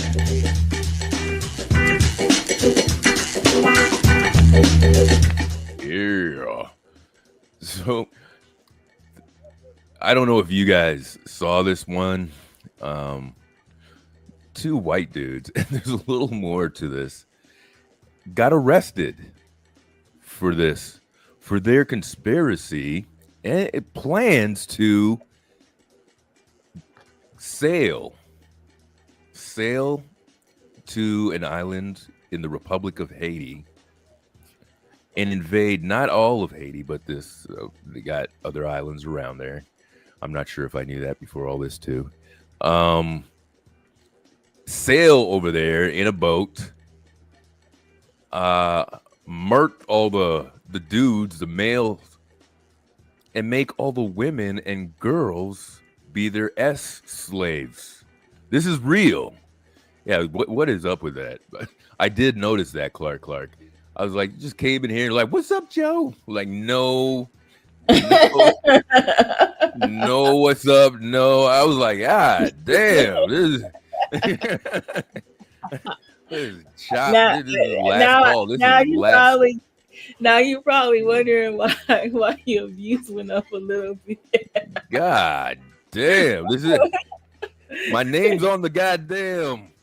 To say, where is it? Where's my banner, man? I gotta forever have this shit. No more comments. Ah, damn. Get some love over here. What's up? Oh yeah, you're here. Last call. What's up? Yeah, I'm here. Golly. What's up with that? What's up, Clark? Welcome back. Damn. Did I do something? Are we beefing? I think it's probably because she's like, I found you. I found the channel. I found it. Look, they were here in the early days, like a couple of the early ones. They didn't know where I was at. Like I was telling people like I'm on this channel, but I wasn't saying really the name. So they kind of put like, yeah. Well, Okay. Well, yeah. What's up? I'm here too. Yes, he's here. He's here. But I got the video. I got the video in the back. Oh, there it is. All right. So we'll start with this one, and then we'll get opinions on it. Okay. Warn you that this next story contains details that are rather disturbing and may not be appropriate for young audiences. 2 Texas men have been charged in connection with allegedly plotting to invade a Haitian island, murdering the men there, using the women and children as sex slaves. Authorities say that the 2 were also planning to recruit people experiencing homelessness here in the district to help them with their plot. And there's also an alleged connection to Joint Base Andrews right here at home. John Duran has been looking over all of these court documents all day long. John, no doubt some very wild and rather disturbing allegations there. Yeah, serious allegations, Larry. 21-year-old Gavin Weisenberg and 20-year-old Tanner Thomas are facing federal charges, including conspiracy to murder, maim, or kidnap in a foreign country. If convicted, that carries a sentence up to life in prison. The U.S. Attorney's Office out of Texas's Eastern District says over the course of about a year, Tanner Thomas and Gavin Weisenberg plan to invade Gonave Island, a territory of the Republic of Haiti. Court documents filed Thursday show Thomas and Weisenberg allegedly plan to take the island by force, murder all the men on the island, which has a population of about 87,000 people, and carry out their rape fantasies by turning the remaining women and children into sex slaves. Investigators say the 2 plan to buy a sailboat to travel from the United States to Gonave Island. They also plan to purchase military-style rifles to use in their coup. According to court documents, in January of this year, Thomas enlisted in the Air Force to gain military training to help carry out the attack. Officials say in February 2025, while in basic training, Thomas had himself reassigned from Ramstein Air Base in Germany to Joint Base Andrews here in Prince George's County. Court documents say he did this to be closer to D.C., so he could allegedly recruit people experiencing homelessness to be part of their plot. In August 2024, Weisenberg allegedly enrolled in the North Texas Fire Academy to get trained in command and control protocols. Court documents show Weisenberg failed out of the academy in February 2025. Afterwards, Weisenberg allegedly traveled to Thailand to enroll in sailing school, but didn't follow through with it because the training was too expensive. Investigators say the 2 suspects also studied Haitian Creole to help facilitate their armed coup plot. On top of those allegations, federal prosecutors allege at some point during their plan to overthrow Gonave Island, Thomas and Weisenberg also coerced a minor to be in a child pornography that they filmed. They face 15 to 30 years in prison if convicted of that offense, Larry. All right. Of course, we will wait and see how things progress through the legal system. John Duran, we appreciate the information. Thank you so much. Gee, am I on here? What the fuck? Wow. Like on some real shit. Where do you get that from? Not only where do you get that from, but not only did they plan it, it was in motion. That's Where crazy. the hell does that come from? And then, and Haiti is like a island that's people that look like us. So they're gonna see these 2 white guys and they just thought they was just gonna take out all these men. Right. This is part 2 of that. You could even take out the equation. Haiti freed themselves? Do you understand what kind of black people? There's no vegetation there anymore. They survive on the minimalist of shit. They're the only ones to free themselves, be punished all that time, being ordered by France to pay reparations. These are not your average of the mill black folks over there. So you don't even have to plan to mess. The women will take you out over there, armed or unarmed. Like, do you know where you're going, guys?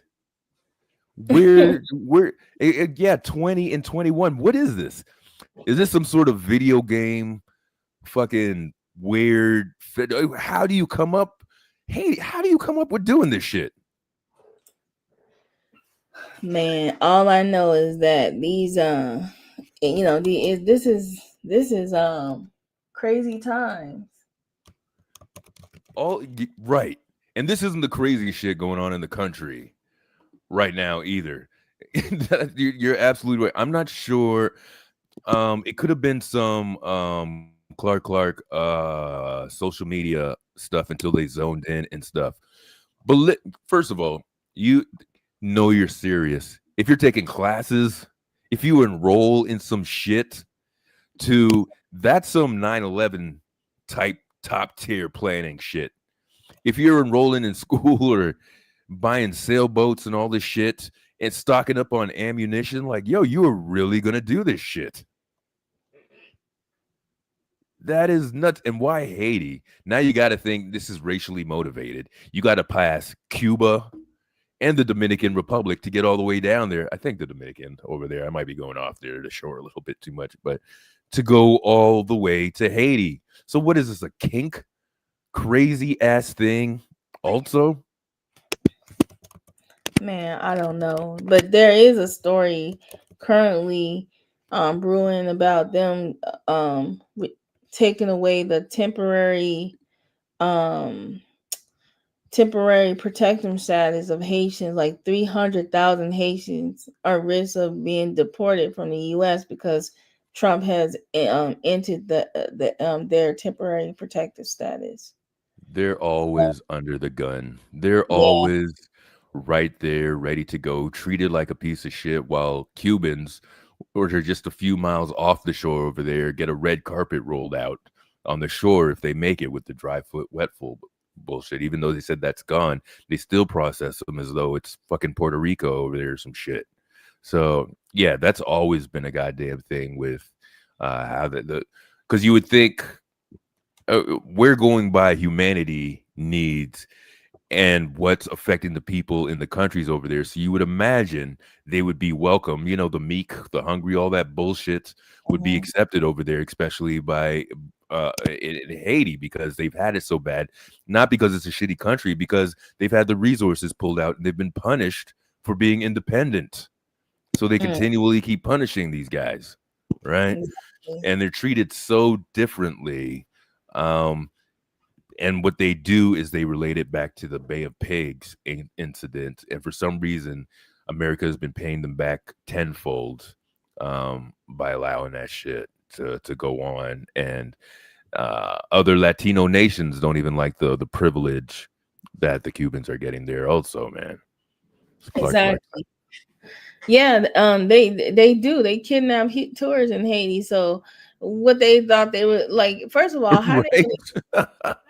what they gonna do? Smuggle the guns on or they gonna they gonna get on a ship? What they gonna smuggle the guns into Haiti? Like, they got to get them on the plane for this is crazy. This is on the plane. Well, they didn't even say like a motorboat. They said a sailboat. So they're gonna sail around Cuba.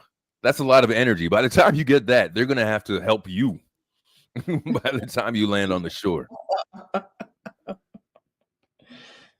Yeah, that's crazy. Like, dude, you even know? And they're saying in that little island over there, not the whole, but that small portion has 87,000 people. So even just give like half of that might be women or girls. Then you got like what you think two of you think you're bringing enough ammunition to slaughter 40 million men. It's just, they've done this already. They fought for their independence. It's fucking, that is wild shit. And if you just think, all right, so they did this, they made the news, all that stuff. How many other just weird, outlandish shit are people planning to do? Like, this is random. But in the scale of things that we see every day, kidnappings, all this crazy shit going on, it's not that crazy off the spectrum. And I just want to know, it really makes you think, how many plots like this do they handle, or they, extinguish quietly without it even getting to the news? But this is a fucking wild one. This is some wild Jim Jones, not even that, some weird cannibalistic King of the Jungle type shit over their cult. So I don't know what these idiots, how you even get that idea. Like, what is that? If they are 20, 21, what is that? Video games? Is that what kind of weird shit are you into where that even seems like an idea for that to pop in and share with people? That's crazy. That is nuts. Holy smoly. So yeah, that is that one. Was there another one to check out there, or you got something else? Because there's other things we could go into also, but it's just a chat and it's a chit chat, you know what I'm saying? Little, I paid attention to the news this week, little stories sure here. Did. Sure did. Man, that is good. That is so. I brought. This is the last time I'm bringing this up, by the way, because I did a video on it, and I don't think it's the sectors. They really don't care about guys like this, but this Akash thing, the comedian whose wife is causing him a whole bunch of shit out there. So, do people know about this? Do you know about this at all? Or is this something you don't really pay attention to with anything? So no, you don't even know what's going on. I find that so weird, and I guess maybe because I might like comedy a little more. Or that's so what happened? All right, so do you know who Akash is? Akash Singh. Do you know who the guy is? Even is it the guy that live stream all the time? Okay, no. Let me see if I could get I'll just tell the story. Spell out his name so I can look it up. AKAASH, and then the rest should come up there. Last name Singh, like Indian. Okay. He's an Indian dude over there. So let me see if I could do a filler slingshot everybody up to date on there. Yeah, I got an image of him. So what did he do just recently? All right, so this guy Akash does a podcast with the idiot that you might know, Andrew Schultz. Right. Yeah, that's the first thing that populated. Right. And Andrew Schultz does another podcast with that idiot Charlemagne. Right. Mm-hmm. Now back to the other one that I think is called Flagrant or Flagrant 2 or something like that. They were in a little bit of hot water. And I actually did one of my first videos on these guys because they interviewed Black people from the UK, and they used that platform to just shit on Black women. Like they were real negative, doing all the negative shit and everything, and they got a big backlash for that. Was one of the things, right? Another thing was they were the reason why Kendrick made that thing about the comedian in his lyrics, right? So that's where they came from, and that's where they started getting a little bit more attention from that as well. So Akash had now Flagrant 2 with Andrew and Akash. They did another interview with the American Fresh and Fit down there, who are red pillars, real stupid idiots, from the Andrew Tate sector and all that sort of shit. So they kind of went back and forth. Fresh and Fit sharing their immature ideas on, dating and women and that stuff. But Akash was very pious. He touts being a virgin and meeting his so-called virgin wife. And he really seems to wear that as a badge. But come to find out, these last 2, maybe 3 weeks, his whole world is being unraveled because this woman, his wife, now started a podcast, and she's just spilling out fucking pillow talk and oversharing a lot of their situations. And what people are getting is that she's just an ungrateful, got like princess main character syndrome, doesn't really care about this guy, and it shows him in a light where he's just been so desperate, kind of looking like a fool because he just buys her everything and stuff like that. And it's very apparent that she doesn't respect him, or even like there's like a montage of him trying to kiss her, even in the proposal, after that, trying to embrace and maybe kiss her on the lips and stuff. And every time he goes in for a kiss, she dodges it like she's on a first date. Anybody remember that show, Blind Date, where they put up the thought bubbles and all that shit around the date in real time back in the 90s? It's So it was real awkward. Nobody wanted to kiss on camera or anything back in those days at the end of the date. It was like that. Oh wow. With his own wife. Every time he dove in, she's deflecting by nodding or turning her head, and he's turning her cheek and all that sort of stuff too. She talks like a little girl. And the point is like there's no womanhood in it. She doesn't really take pride in anything that it would take to be a good woman. And I'm not talking anything stereotypical about cooking, but just being there for your man and just being a stand-up chick and not throwing your dude under the bus to make yourself look better. So she's doing stuff like that. And it wouldn't be so bad if she had her own thing, but she doesn't have a job. She brags about not working and Akash going out and doing everything. And while she sits on her ass, and just everything that she speaks about with him, like his birthday, you could get one of these damn videos to explain this a lot better than I can. Oh, I have it. Oh, you have something? Too Lazy to Try is a good one to steal from. He's pretty open with his stuff. But yeah, everything, it just looks like she's ungrateful. But not only on top of that, she's piggybacking on top of his career. And this is one thing that bothers me, is even if I don't like him as a comedian or anything, I could tell he's got some sort of chops, like he worked at least at his craft to get there, just to have your wife piggyback on your success like that. And I don't really, it's not a nepotism thing. It's more a talent thing.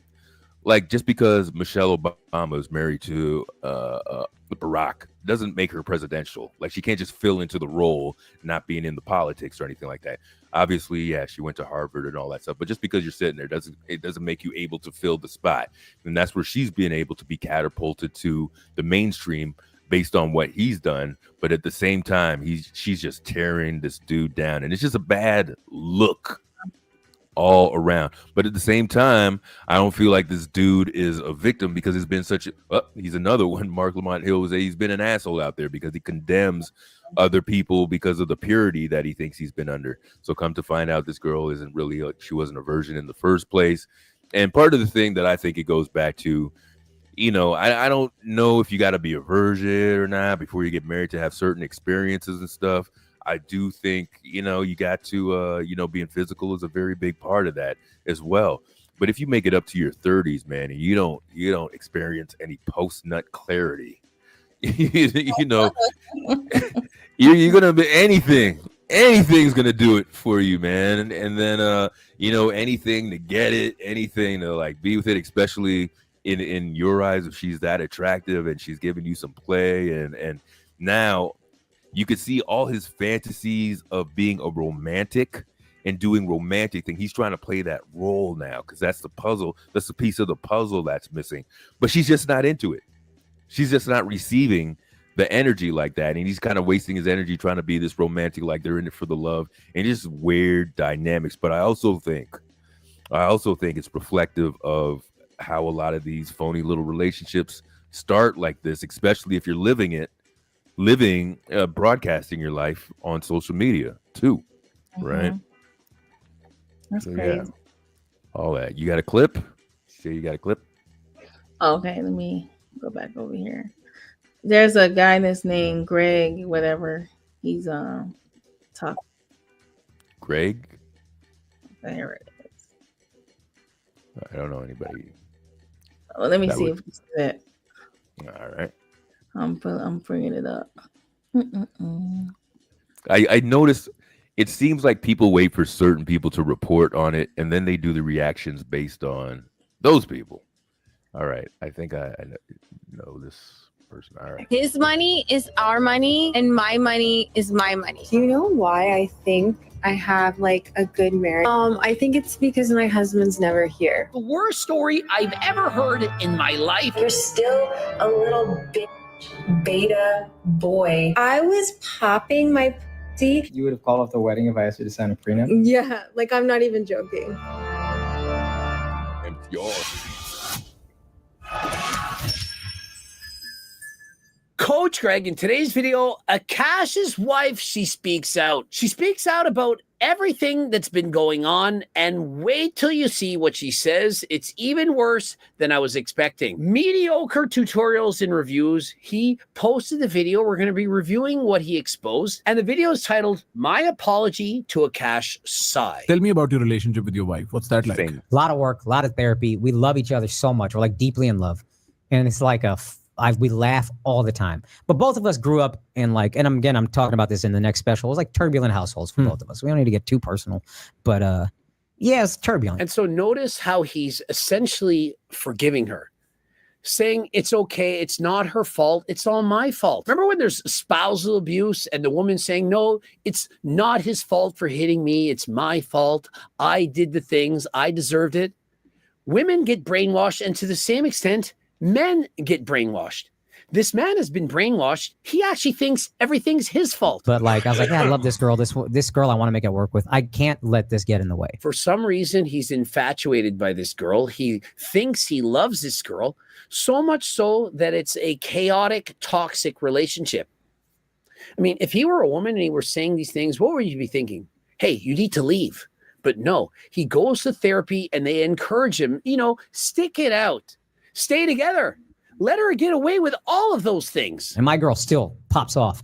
For me, it's trying to stay patient through that and hearing her and then because again, she grew up not feeling like anybody's looking out for her. And so he's saying, look, she says all these things, but she grew up this way and no one was looking out for her. And so it's not her fault. It's her childhood. Yeah. Just because her childhood was perhaps traumatic doesn't give her the right to abuse you. I don't care if you're a man or a woman.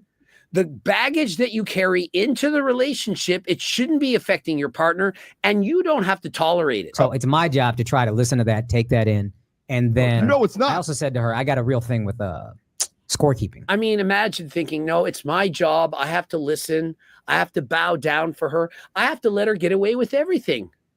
It's part of being a man. No, it's not. Part of being a man is putting her in her place, saying, I will not tolerate that. You do not talk to me in that way. As a result of this man becoming so upset with his wife, well, I guess at that time it'd be his girlfriend's behavior, he admits to hitting himself. And so notice, he didn't hit her. He didn't threaten to hit her. He harms himself. He doesn't know what to do, and so he self-harms. How does this sound like a healthy relationship to you? In what world is this okay? The masculine baseline or the masculine imperative within society is seen as wrong, is seen as incorrect, hence toxic masculinity. Many people are going to say, this is toxic masculinity, Greg. What you're saying that you shouldn't put up with your woman in that way, it's not toxic. Imagine if they told a woman, hey, accept abuse from your husband. He can do whatever he wants. If he gaslights you, if he blames you, you just sit back and you accept it. No one would accept that. But when a woman does it to a man, we have to accept it. Why is that the case? She's in therapy now, like more so than me, even more intensely than I am. And like, it's been really helpful. And so since that time, she's gone to therapy even more so than me. And it's helped just so much. Bruh. If what we're seeing is her after being helped, I wouldn't want to see the before. And so how is this beneficial? How has he been helped whatsoever? She goes on podcasts. She makes fun of him. She makes fun of the way his nuts smell. She belittles him. She makes fun of him. And she openly discusses want to have a sexy time with other men in front of her husband. Are you a people's pleaser? Yeah. Right? That's when you keep scores. And she likes being pleased, like openly. My wife is the most self-aware. It's like amazing. And so he's a people pleaser and she likes being pleased. She's taking advantage of somebody who doesn't know any better. Remember, he had his V card when he got married. He wasn't with any other women. He doesn't know what it's like to be with a woman. He doesn't have any practice. Remember, she faked having her V card, but she had been popping her you-know-what to everyone. And those white frat boy parties where she popped it over to everybody. She was literally the village bicycle, letting everyone take a turn. And so what do you think has happened? She likely has an avoidance attachment style. She doesn't give two shits about him. and she fakes being in love with him. And I've been trying to actively exercise my asshole muscle. Like exercising your asshole muscle is crazy, bro. Pause. All right. Watch your mouth. All right. Hopefully that's not what Akash is doing, because the way he's allowing his woman to walk all over him, I wouldn't surprise he likes to get pegged. Is it just me, or is the idea of asking a girl to sign a prenup incredibly offensive? And only one way. Like if I asked someone to sign a prenup, We got to get back because to I that had question. some like booming business, then I would be like, yeah, can you just sign this prenup, because like I don't want to like lose all my money. But then like if a guy asked me to sign a prenup, I would be like, I would call off the wedding. Like I would literally call off the wedding. You would have called off the wedding if I asked you to sign a prenup? Yeah, like I'm not even joking. Are you starting to get a sense of the hypocrisy? If a man asks a woman to sign a prenup because, you know, he has millions of dollars, I'm calling off the wedding. But if I had millions of dollars, I would force my husband to sign the prenup. I mean, you're literally saying it out loud. You're admitting to this. How does this make sense? How is this fair? I'm a woman. Whatever money I make, I get to keep. But you, as a man, whatever money you make, I get to keep. Because I'm a woman. Now, the first thing you need to know is if you are, in fact, a man and you do have any money, you need to sign a prenup. It's not a question of maybe. It's this or it's not. Imagine the trouble that Coach Greg would be in right now if I, in my previous relationships, had not had insurances that I would not lose all of my money. Imagine that. You have to have a prenup. And I don't care if you're getting married or you're just living with someone, you need to have signed proof that that is not your wife, that you're living together in that manner. You cannot trust. I don't care what they say. I would never do this to you. That would never happen. Doesn't matter. You have to have signed, documented agreements from lawyers showing exactly what happens in the event of a divorce or separation. No offense to the homeless people, but like, you know, when you get on the subway. Okay. All right. That was we could great. play a little bit more, but it what up? I said what I said. Oh, you see that? You see that, Clark? Right away, she comes in. Bam! What's up? Last call, and then chat. You guys afterwards are secondary. I'm just playing. All right. So I think Clark, what did you put up here? This is a big question. This is a big question. If there were like any men or any homies around, there actually is video from about a year ago that resurfaced, of course, during this whole thing of Andrew Schultz kind of checking in a way because something happened in the studio. I think she kind of had the attitude they were going to start their podcast and she was like hanging around doing homework or some bullshit.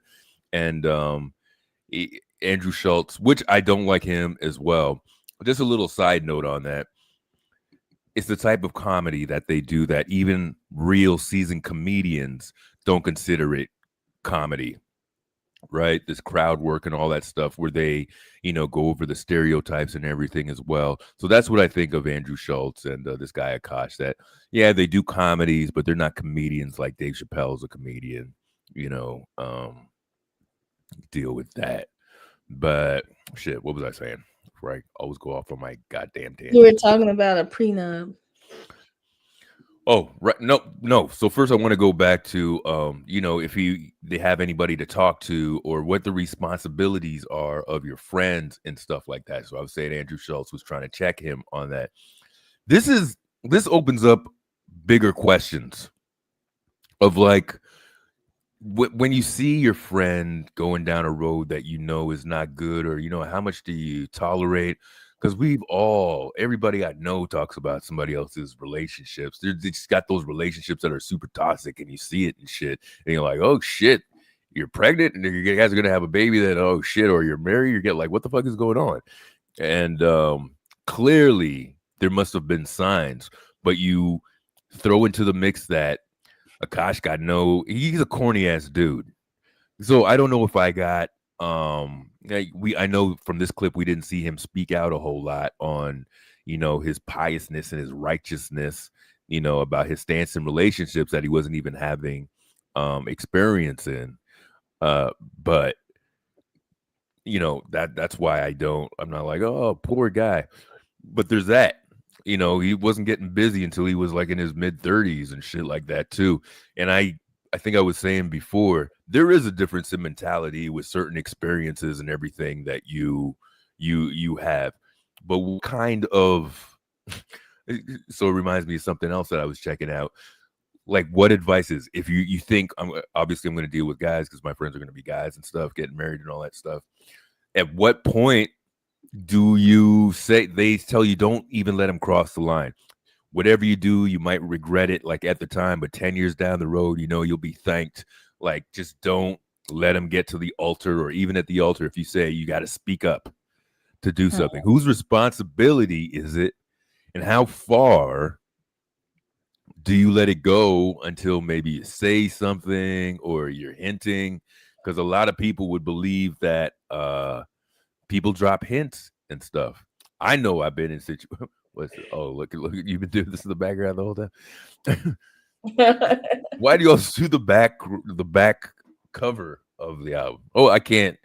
That was another thing. I can't question your artistic integrity. If you do it a certain way, why? I gotta remember the artistry side of you.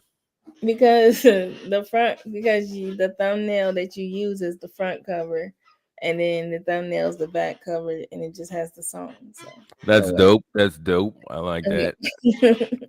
Look at that, everybody. Notice this is the artwork. Joseph. Normally I do it, but I have to go through. I'm so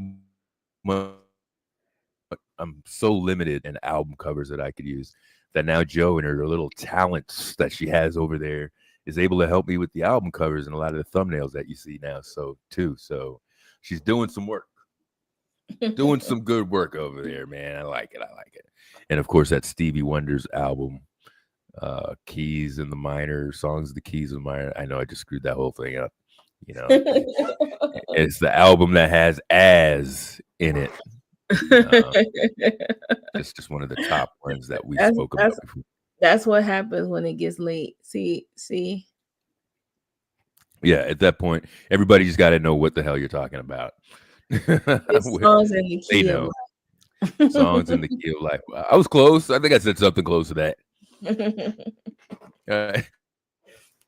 Or I at least got some of the words and jumbled them around a little bit. But anyway, how much responsibility is on you? What do you do to prevent that marriage? Or, you know, I'll say this before. Dudes are probably more likely to let their boys marry because they figure all women are crazy anyway. You're just going to get married and you're going to deal with whatever shit comes with that. I'm just saying. That's what I think guys are saying out there. He's a sucker. That's all I have to say. All right. So you see that already. Through that little bit, you see him as a sucker already. Yeah, he's a sucker. Okay. Listen, that's unfortunate. That's unfortunate because but you know, listen, the writing's on the wall. He's with her because she's pretty, you know. And the virgin card. Yeah. But I don't think she's a virgin. But is he a virgin? Was he a virgin? Because he says he was, and right. She said she was, but she says anything. I totally believe she has no moral compass because it's all about her, and you can see the way that she bullshits and stuff. But now that she's got her podcast shit going on, she's already shared stories, butthole stories, and like a train being run on her in fucking college and shit like that. Really? Wow. Yeah, after the stuff and taking pride in the goddamn thing. So wow. I don't know. I don't think it was a arranged marriage, but there were probably, you know, some other traditional things that were related with it. Oh, and check this out. So this this insecure son of a bitch, they're on vacation somewhere, and he proposes to her again. They're already married. And this is why he's a corny ass dude. He says, so they're sitting by the beach or whatever on this vacation, and he's like, my only regret about our relationship, he tries to give the speech that's like some rom-com bullshit, and he says his only regret is that he couldn't marry her twice. So then he goes to propose to her again. And then it was another example of her turning her cheek away after this marriage proposal. He goes in for a kiss and she turns her head right there on camera. And like this guy's self-esteem, he's gonna have to propose like every year so she doesn't run away or some shit. But god damn, people underestimate the power of post-nut clarity. And I just think if he had a few. Listen, that's hilarious. That's what you're calling it too. That's crazy. Have you not heard, is this not a popular term? Because I think it's No, this is not a popular term. I've never heard of You've never heard, or maybe am I breaking bro code? Yeah, oh no. I might have now I got questions. I gotta ask. Oh no. Emmanuel, help me out. Where are you, man? I'm asking everyone. Oh no. When did you I think have I your broke bro code. Oh no. Oh, I take everything back. I take everything. I gotta know from the chat. Have you guys heard? Oh no. Now I got questions. You know what I mean? I need to ask questions. I just did this recently with another term that I shared, and I didn't know that these were. I thought these were universal concepts that people knew and shit. Emmanuel, what are you saying? Is this? Oh shit! Oh shit! Take your card. Oh, expect this my channel to be unplugged, yo. God damn! I thought this. Why did you stop me, man? Why did you stop me? Oh, this is big. This is big in the community, man. Oh shit! I'm gonna have to call headquarters. No. All right. Oh well, I guess we're talking about it. You know. Wow. Well, you know, that's crazy, but you know, he broke. He, you know, it's unfortunate. You know, he's you know, he'll be crying and complaining about it. You know, when she finds somebody better, and she dips out on him. All right, boom. That looks a little better. Yeah, okay, so I don't know if I got to go explain this whole concept to everybody here, but I'm going to do it in the best way possible. I think you already know what. Oh, I know what it means once you said it. I was like, oh wow, that's a new term, but I get it. All right. So out there, not only is it's a good term, it's an accurate term, it's scientific term that the theory is you're in such a frenzy or whatever up to that point, you'll do anything, you'll say anything to get that thing. And then after you do all that, you know, when everything goes back down, the levels go back down to normal, you're thinking, you're looking around, all the trouble you put yourself in to make it to that point, you know, is the post-nut clarity. You know, if guys were just able to make so much more decisions on a post-nut clarity level, we'd be in better positions as men. Now, if I don't know if it's honorable to be a virgin at 25, but I just think there's something to be said for a certain amount of experience and stuff than just, you know, you feel a little bit different decision making after the thing. No, Clark, this is a lot. This is it for a while. Don't expect no more bro code stuff for a long time, for time to come. All right. But yeah, that's and I don't know. I don't know what percentage of the population is like this. So even the things. Okay, so you're related back to that red pill thing where they think it's so scientific to even just talk to a woman, to have a conversation and stuff like that. So it's just weird to me, the levels where people are, that they're making an association with the opposite sex to be such a technical game and strategy, you know, to be had to be able to accomplish certain things. Just you know, go talk to a woman, or, you know, have a relationship without trying to, you know, have these 10 commandments of some red pill bullshit. You know what I'm saying? That's me. But I think it comes along with maybe a little more confidence, maybe being more confident in yourself and the way that you carry yourself with things, rather than feeling you don't have the confidence that you should have in yourself for whatever reasons, however you align it with, and nowadays I guess you align it with shit that you see on social media, which those guys got the fake lives anyway. Yeah, they sure do. So what the hell do I know? So I don't feel bad for dude, but I think he was just one of the guys that spoke and tried to shoot down other people about their relationships. He was a big motherfucker talking about Will Smith and his shit when Jada, crashed out on that. So it's just like, dude, you are a lot of times worse. Decision too, man. And anyway, that was it. And that's today's lesson of post-nut clarity, folks. You could be like, but it's true. You see your man so much more relaxed after the fact. He's in shambles before he gets it. Then afterwards, it's like, yeah, try to get him back to that space. Damn it. He advocates for the men right now. You think is what? I think it's hilarious. Dude. But you got to know that this is real. This is a real biological thing. It's real. It is. I don't know why.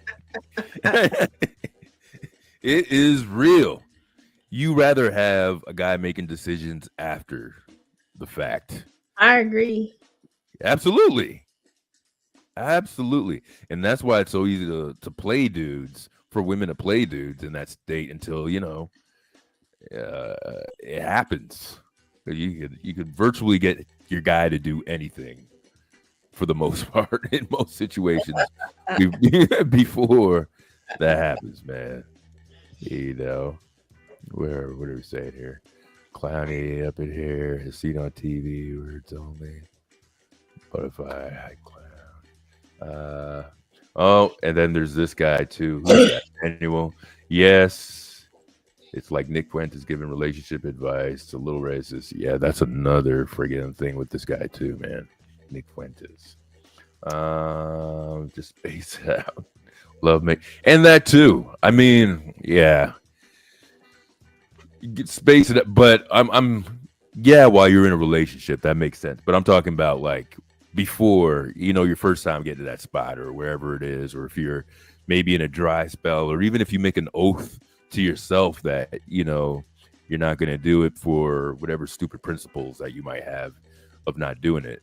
Number one is the thinking you have a badge of honor for some reason above everybody not doing it, but you don't really realize that. So that when you get the first one, who's already, she may have been younger. She's like 10 years younger or so. So she was like, I think 22 or some bullshit when they met. He was already in his 30s, man, but even at that age, she knew that she could manipulate dudes like him to get whatever, she wanted, spotted him from like a mile away. So that's why he's always trying to push in that, romance thing, because that's what he wants normalcy. He's got the success. Apparently he's got millions, or he had millions before he started spending with this chick. So the only thing that was missing from this picture is, somebody on his arm. So he's really pushing for that dynamic. But if she's not the shape that fits into that space in the puzzle. Right. She doesn't want to be. Of course not. They don't. A lot of them don't. Listen to you yawning. Listen to Josephine, just tired. Man, tired of you guys. Listen, I work today. Well, kind of. And first of all, wasn't the working yesterday? What you cooked yesterday? I cooked yesterday. Today was leftovers. Yes, I cooked yesterday. I ate today too. I had to fast too. Imagine getting blood work in like around the holidays. Like, it's crazy. Well, why would you even do that? Why would you? I had to get a.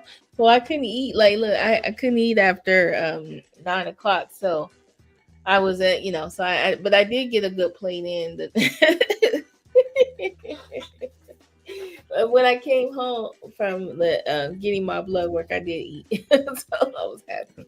All right, that's good. That's good. Now's the time, and you could have all the dessert guilt free. Now to Christmas is just a rough time of food and get-togethers, and the amount of just staff and other functions that people are now letting me know we're not even in December yet. I know it's right around the corner, but I feel like I need more time after Thanksgiving. They just slap the other freaking holiday right after another, man. Holy. Yeah, there's a song Well, right they there. have to have Christmas when it's snowing. It's in the winter, so Thanksgiving's supposed to be in the fall. Like normally, I used to remember Thanksgiving being like just on the 24th, but I guess it's just at the end of the month, no matter what. So Yeah, last Thursday of the month of November, always. So yeah, there was a time I thought it was earlier, but I don't know, something about getting older too, man, where just fucking time is quicker than it used to be when I was a kid. flying by. And people say that there's supposed to be a scientific reason for that, but it really does feel like time just friggin' is flying, man. So yeah, there's that too. So that was the other one thing. Is Josephine trying to let us off the hook here? Are you trying to run? Man, listen, Josephine. I should have been gone 23 minutes ago. Nah. What time? How long have we been on here? This is a short one. This is a 2 hour and 20 minutes. We got another hour and a half to go. No, we don't. You guys know that. I listen. I spoke on what I was gonna speak on. We jump in here to get rid of our. You're like, yeah, I'm gonna hit these topics. Blah blah blah. All right. Good night, everybody. Well, I mean, if somebody else hit the panel, but I'm going to bed. I got to get up in the middle of the day to drive like way. The middle of the day. So you're gonna be sleeping in. Yeah, because All right, whatever. Okay, just stay on here. Stay on here. I got a couple more things. I am. I got to visit family. So who? YM saying who? These people drop like a Lauryn Hill? Drop something? she's behind. Cause remember we were talking about De La Soul. Oh, YM, you got to refresh. Yeah. Catch up. You're way behind the time. Okay, she said so. Dad, there. She acknowledged over here. She says, my bad. I was way back in the line. All right, good. You were. Let's see. I thought it was earlier too. This must be the band. It was earlier. I'm I don't want to admit that I'm super tired like that, but I'm like, what the hell did I say back then? Yeah, that's what I'm saying. You super tired too. Don't try to get me to quit. And then my schedule's changing next week too, but I'll still be here. All right, let's go. 3 hours is good. Let's do it 3 hours and then we'll call it. 3 hours. We just got half an hour more, which is like any topic. Yeah. I could give you a half an hour. All right, gotta give the people what they want, man. They're tuning in on their Fridays here. We're part of the scene, which I'm glad to be. Man. Thank you, everybody, again for checking in and hanging in and having vibes. It's a day after Thanksgiving. People are still eating and they sleep and they wore out from having to deal with all that family. Yeah. I mean, it is what it is, man. People in and out. Oh, so that he finally got time. They finally decided to give him time.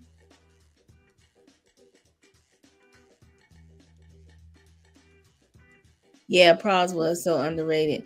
I'm following him on Instagram. He had to screen me just to see if I was a real person and then follow me. He's on IG. He was on IG. I haven't seen him in a while on IG though.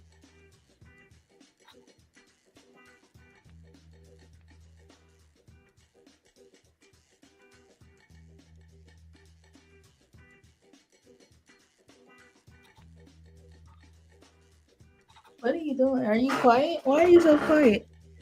Look, he muted us. This is my show now. Oh, he gone now. He done left. Last call and left the building. Yeah, I remember that, Lorna. Yeah, but this is a long time ago. So they finally decided to charge him because I've seen that was a few years ago where they he had to go to court for all that.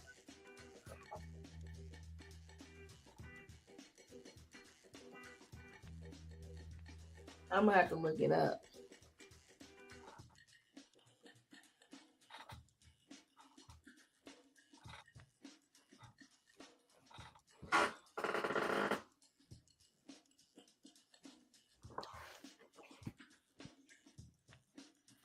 Yo, I was disconnected.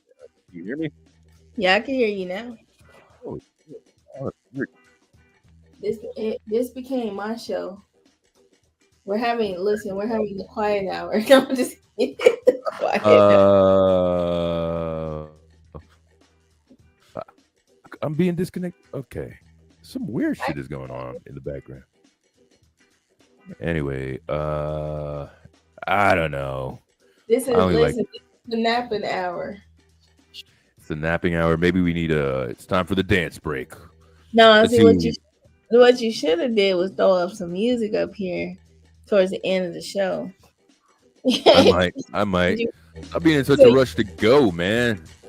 I'm not in a rush to go. What you got on your plate?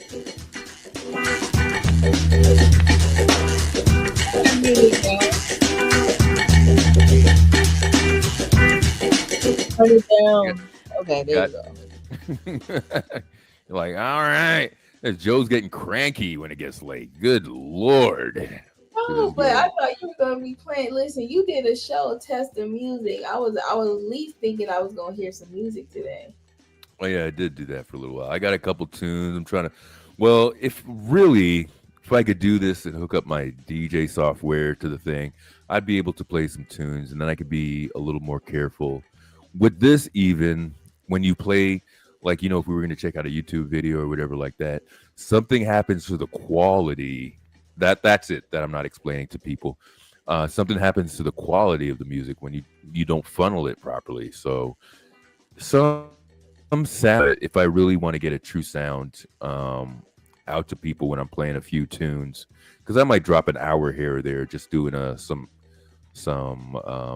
instrumentals or something. I don't really know about mixing because, like I said, I don't have that stuff all hooked up like that to go through. Nice. Man, if I'm going anywhere for donuts after. I've been eating donuts and chocolate cookies, like just chocolate. This is gonna be a horrible Christmas. I'm gonna get like 50 more pounds, but yeah, whatever nonsense I was talking about. My thing is moving slow on this. Yes, no posts. That's Lord is still on that. Am I? I'm not behind, am I? All right. Bottom is Spawn's an expert in getting good on the stream. He has the best sound, honestly. Okay, cool. Let's see what I could do, because if I could funnel that, then there's so much more. And I would be able to come on and just do a live, and whatever things that they strike, then I could just take it off and leave it at that. But with the other one, yeah, I was just fooling around, trying to play some tunes, trying to see if I could store some stuff before I play it. And yeah, that was about it. Funny thing, I put that up and the views shoot right up. Exactly. Right away. You love music. So what up? I don't even think I saw you. We love music. Yeah, Why that Spano was here. laying in the cut. Despite do you do music and all that also, or are you just like a technical person to know? No, see, Spano's like me. Like StreamYard is ass cheeks. All right. StreamYard sucks. Like for how much it's cost and for like all the issues that it has, it's not worth it. Like technically, that's why I use Restream. But there's other software that's pretty decent. Actually, the first ones, when the one before the podcast, when I was just like putting out mixes or I would mix or whatever. What's the other one? Not StreamYard, Stream something. Restream? No, man. Before Restream. Stream. Twitch? No. The hell is it called, man? I'm sure you're gonna remember when the live's over at some point. You know what it is. People were using it E- in the first place. It was the other free ass one. OBS? No. I think there's Stream in the title. Stream something. Streamlabs. There it is. Yes. And that one did the hookup pretty neat. But ever since I'm using this StreamYard shit, I can't.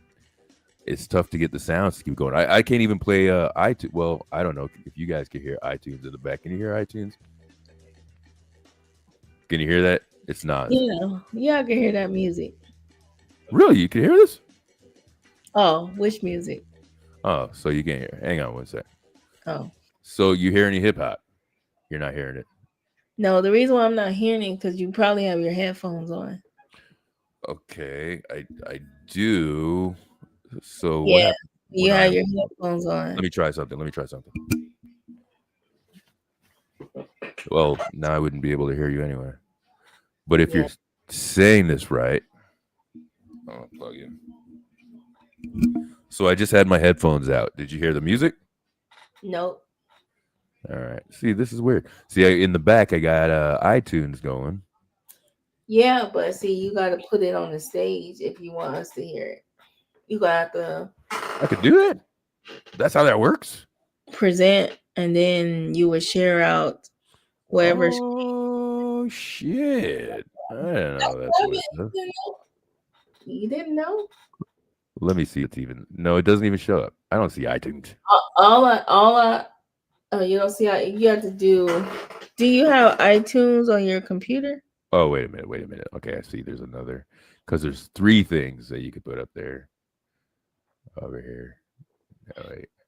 Oh, goddamn! I don't want my whole thing up there. That's for everybody to know that the Bears beat the Eagles. That's all that matters. All right, so now let me turn this up to see. So based on what you're saying, you might be able to hear. Do you hear this? Nope. You don't hear anything right now. Nope. Because they changed it. Well, the music that he's playing right now is coming from StreamYard in StreamYard. Were you talking about me? Oh, you're putting About that music that can't be everywhere at once. Let me see what people are putting down here. Yeah, see, that was one of the things I was trying to solve when I was doing my little thing there.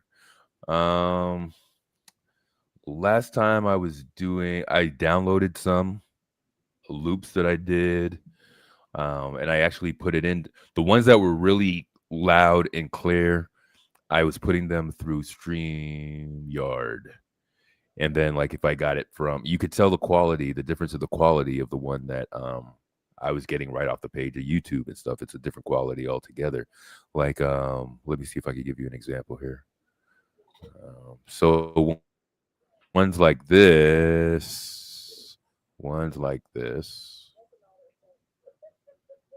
See, now I don't. Oh, because it's all the way there.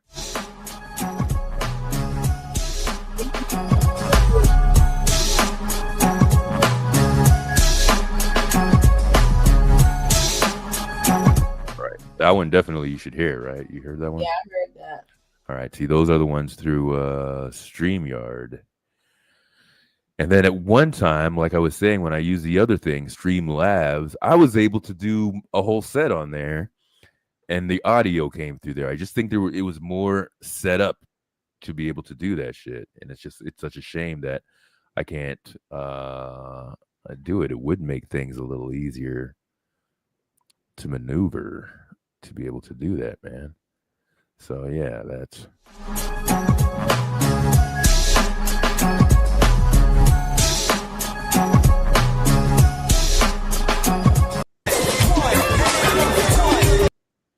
All right. So obviously I don't want to do that. Which reminds me, let me see if I could upload something over there. Well, yeah, which means I really don't want to have to do that and you know what I'm thinking? I might just try something between 30 minutes and a whole hour just to pop up and do a little something, something in the vibes. And that could be another thing. Be another thing I got going. The hell is that? You didn't pass out yet, did you? No, I'm taking you in the kitchen though. You're in the kitchen. Yeah, you going back for more? I haven't even eaten it. I ate earlier today. That was early.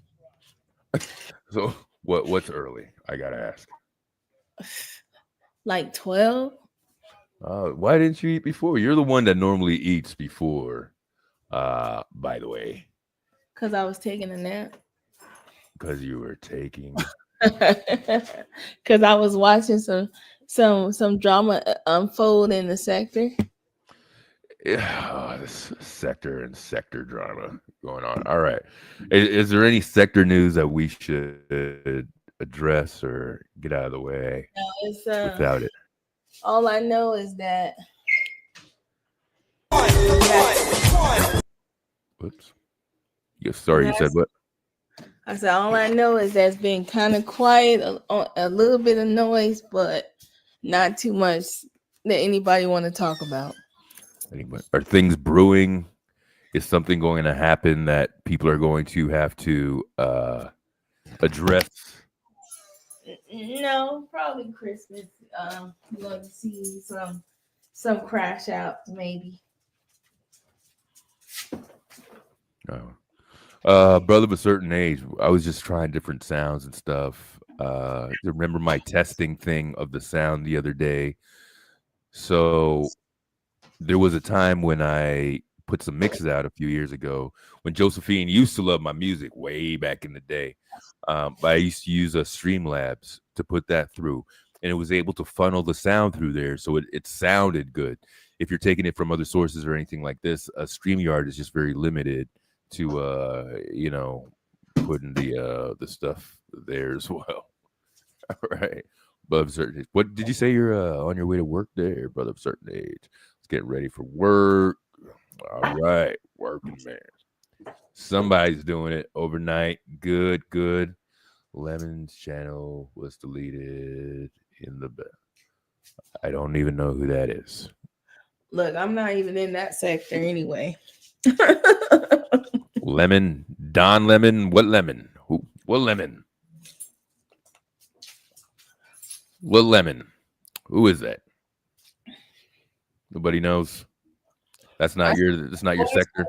Boy, I see your boy Lennon Honor do how many emergency live streams do he be having? Joseph, say that again.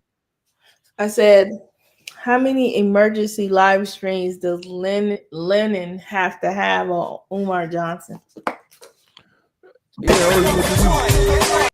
Whoops. As much as he does, man, it seems to work. Yeah, he's having emergency live streams. But I think it's a vibe. People come out there, kind of kick it, go through the information, have jokes. He does deep dives on it. It's an interesting take. I could understand from both points of view where people are like, yo, this guy's just like Umar 24. He's done other things.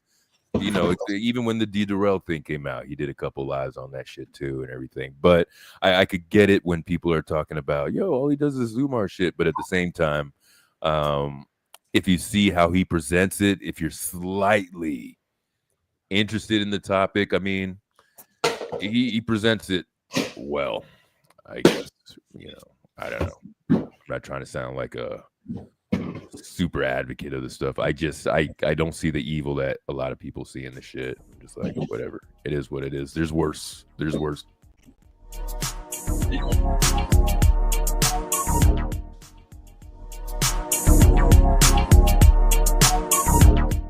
All right, we are effectively kidnapping Joe from whatever you're doing in there.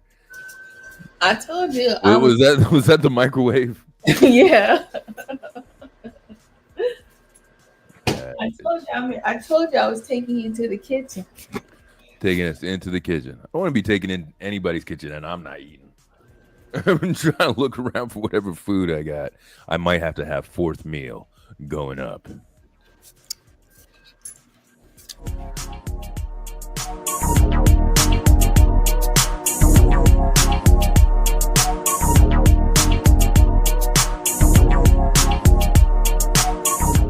All right, I guess what are brother of a certain age stepping up, a brother of a certain age, or you disappearing? I got to get back over to it. It's been a while. Yeah, brother of a certain age. You went. You jumped over. Hop, skip, jumped over to the disruptive, the argument sector, the sector. You left Lenin, went to the sector. All these people, all the craziness in this too. We start Lenin. I don't mind anybody having another opinion on Lenin, but I just don't have anything against the guy, you know. And I find him kind of entertaining, corny, like like we all got how we grew up. We're all brothers of a certain age now, so things a little bit different. So the way that other things are on YouTube, I just like the way that it's presented. I like the hang and all that stuff. Sammy crying back in the day, he was mad funny. Yeah, he got a little funny way about stuff.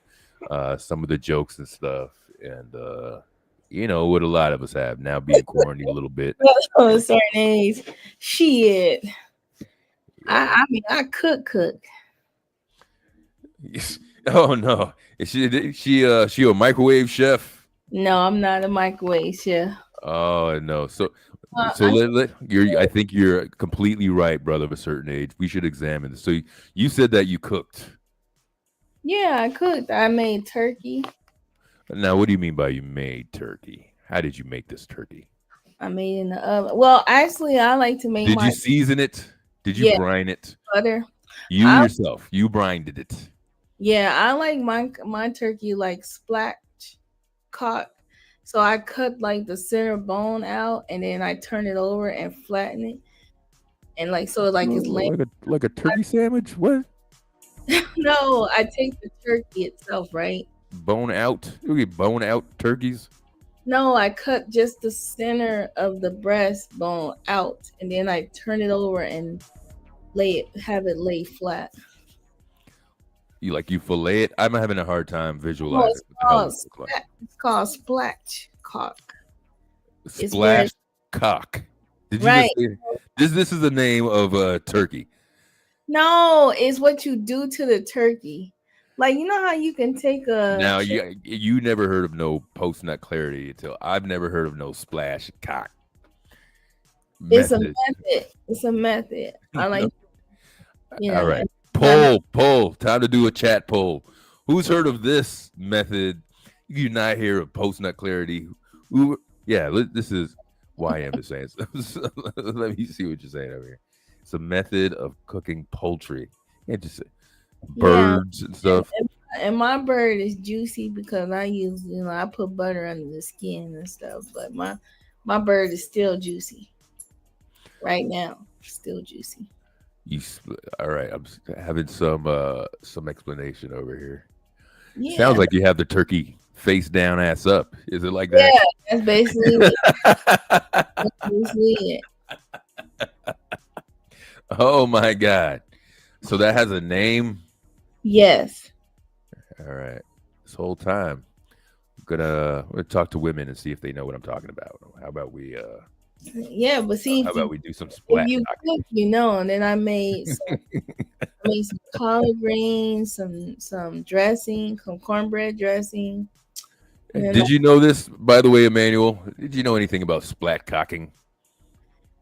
I made some baked macaroni and cheese. I think I made too much of that, but see, my son, he's gonna eat all of that. Majority of that. Now, from scratch, are you making this? Like, I think I use Gouda cheese, sharp cheddar, mozzarella, Kobe Jack.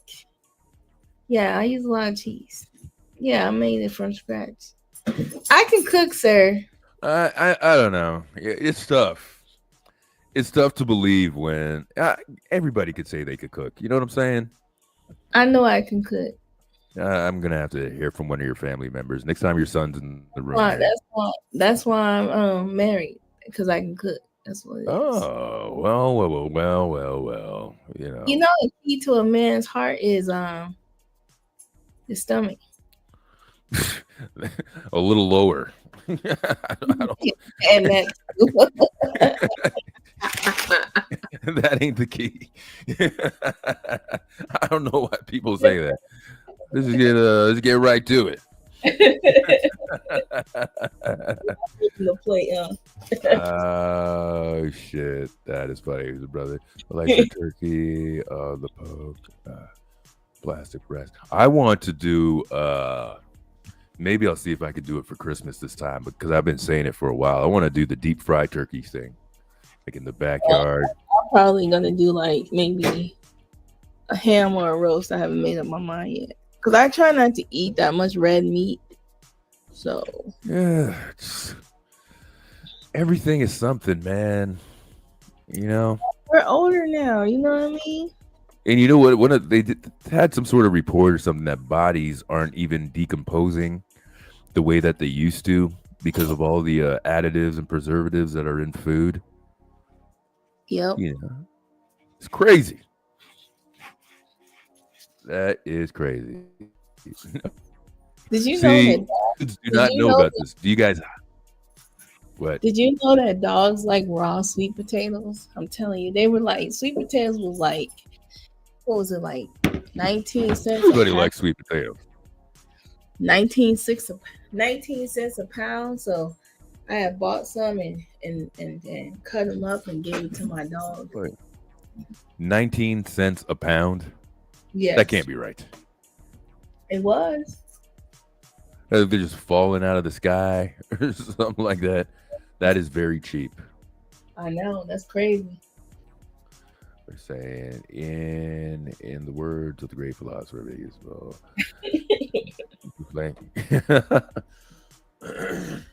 Yeah, you know, it's true for the longevity. You definitely want the thing. I hope you know the deep fried turkey is not. I think you're saying it's not safe. Yeah, I know. I see all the videos and stuff, but I've had it.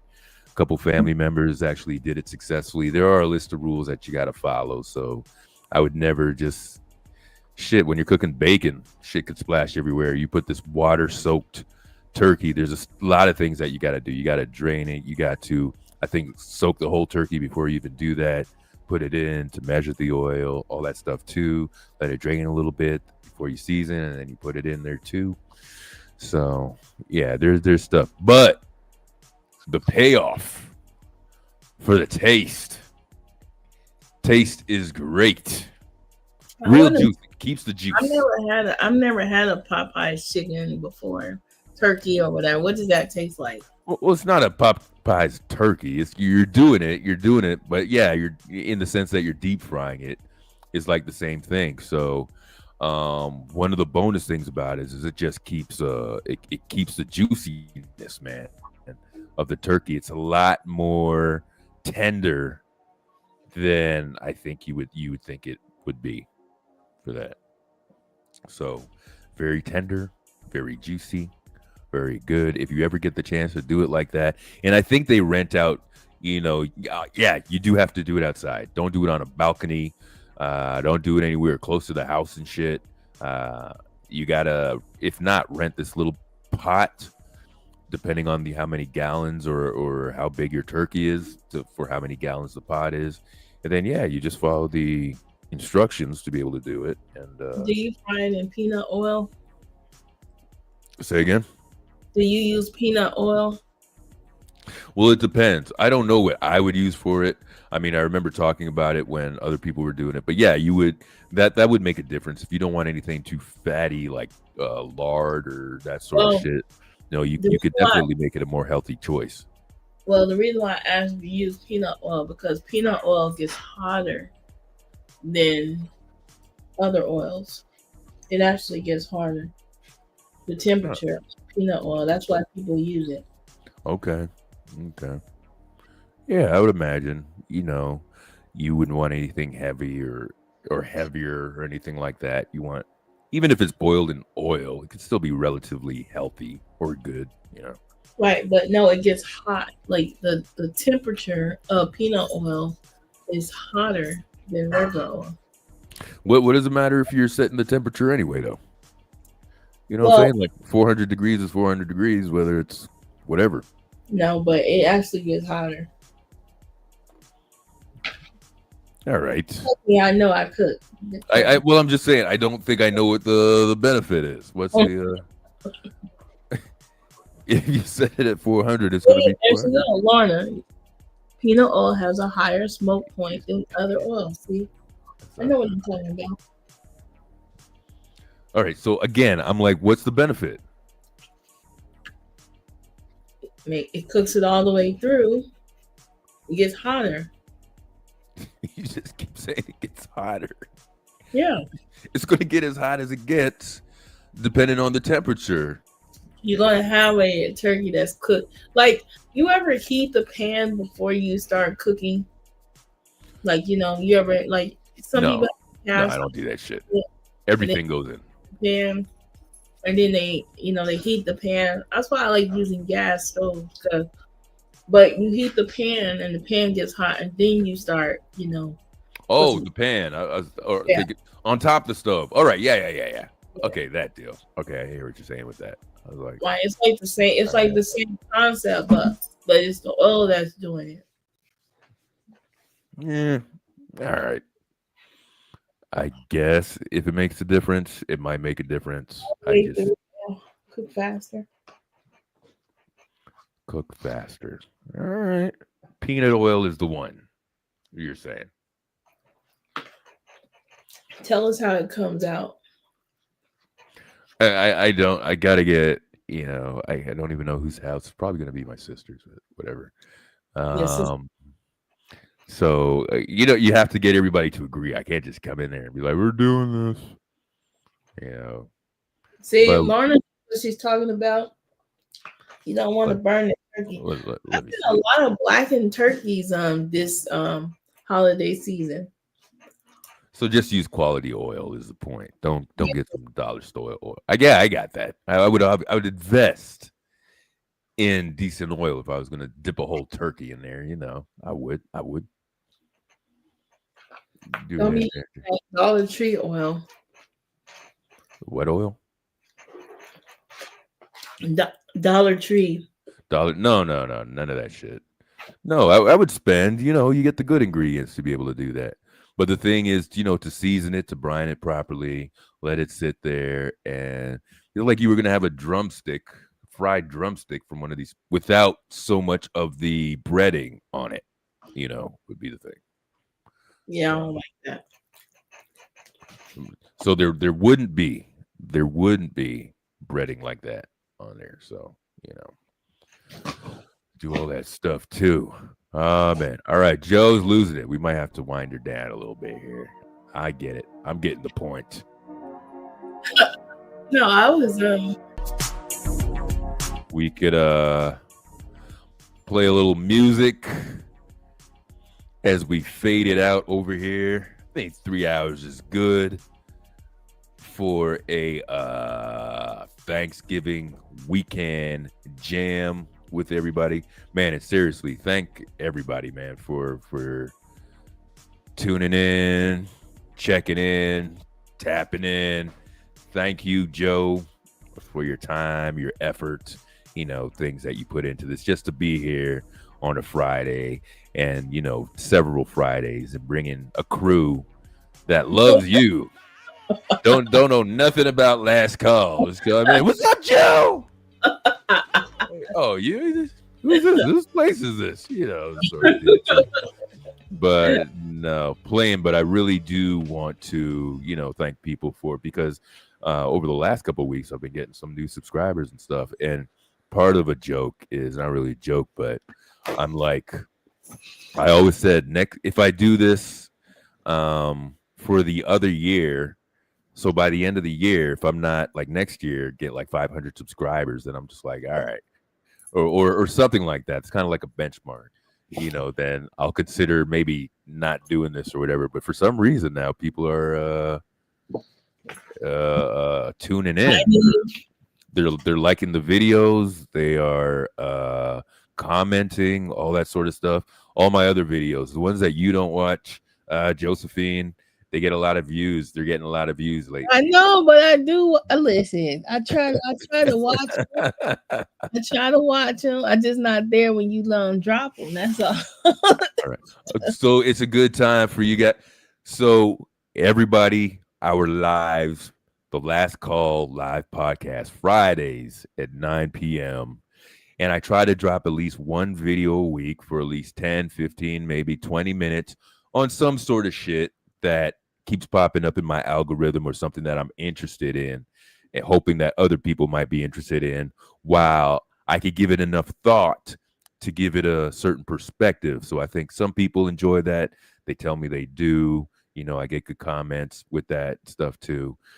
So one live, one video, and I try to drop a little music in my shorts so you hear something that you want to put in your rotation. You know, for the week or for the weekend and stuff like that too, because I used to, you know, dig into the crates, all of that. And yeah. And I'm here and do the lives with Josephine, the sleepy chatterist. Right now. It didn't go with, look, I couldn't put itis in there because I didn't have it at that time. So no, it's cool. Definitely appreciate it. And everybody, you know, spending time.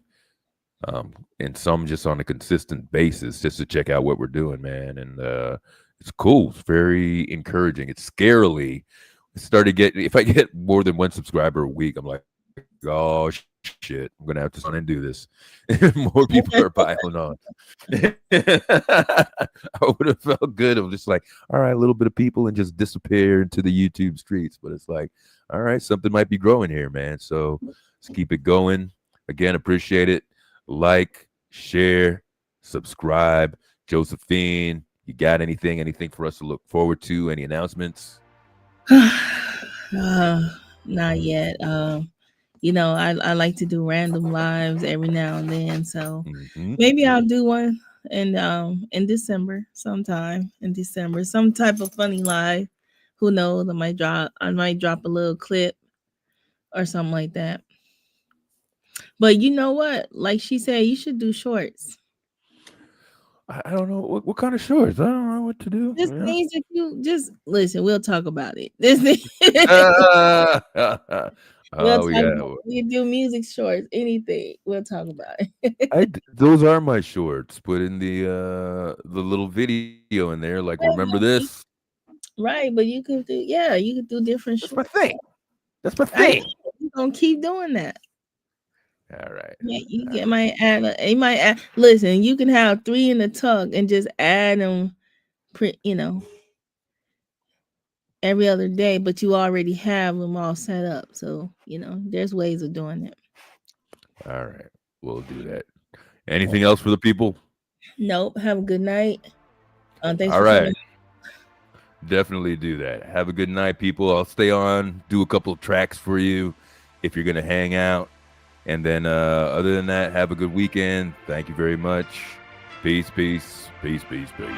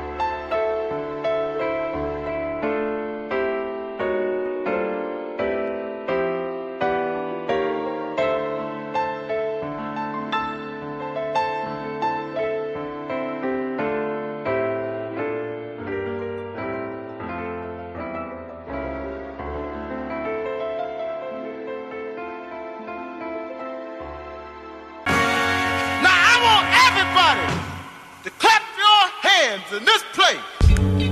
Come on.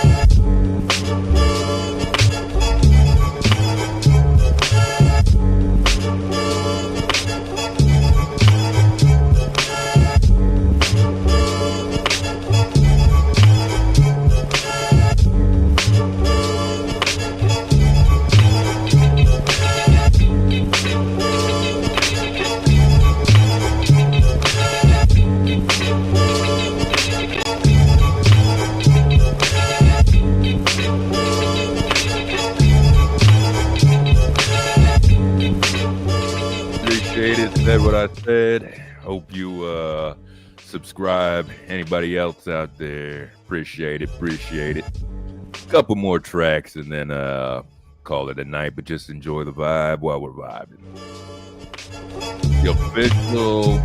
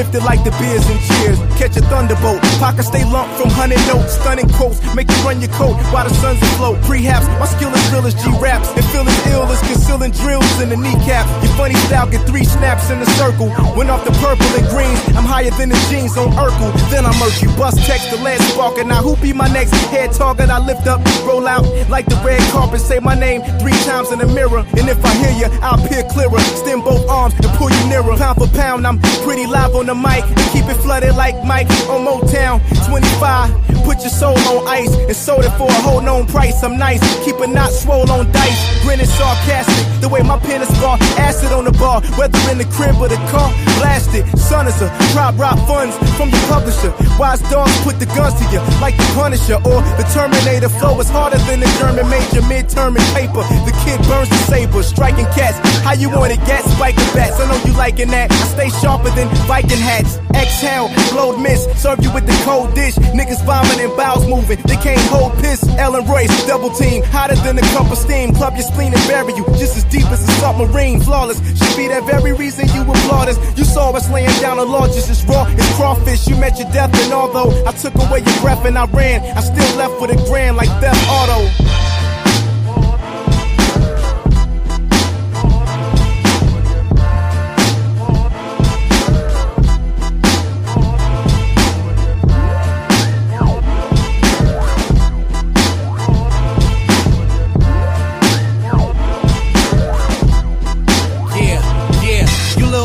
Can't touch me, baby.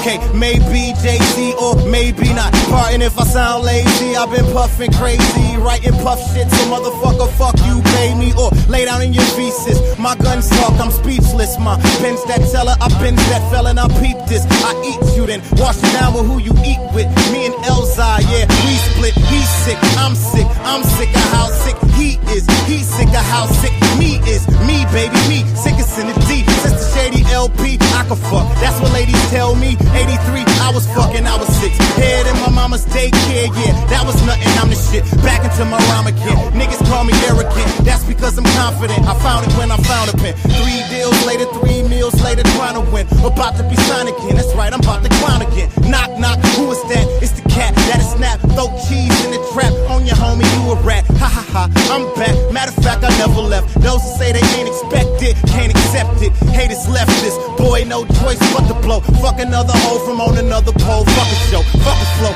I'm about getting money fast while you rapping. So perhaps you hustling sucker slow. Ice glow, sticky green, Butch Jones, sicky team. Capone, put powerful white boy. Ricky Cream, get him straight if he lean. 50 fiends in the line, nickel 9, been around. Niggas you a nil around. From Milan to Iran, I'm a dime. Now when I'm around, niggas calming down, eating like it's Ramadan.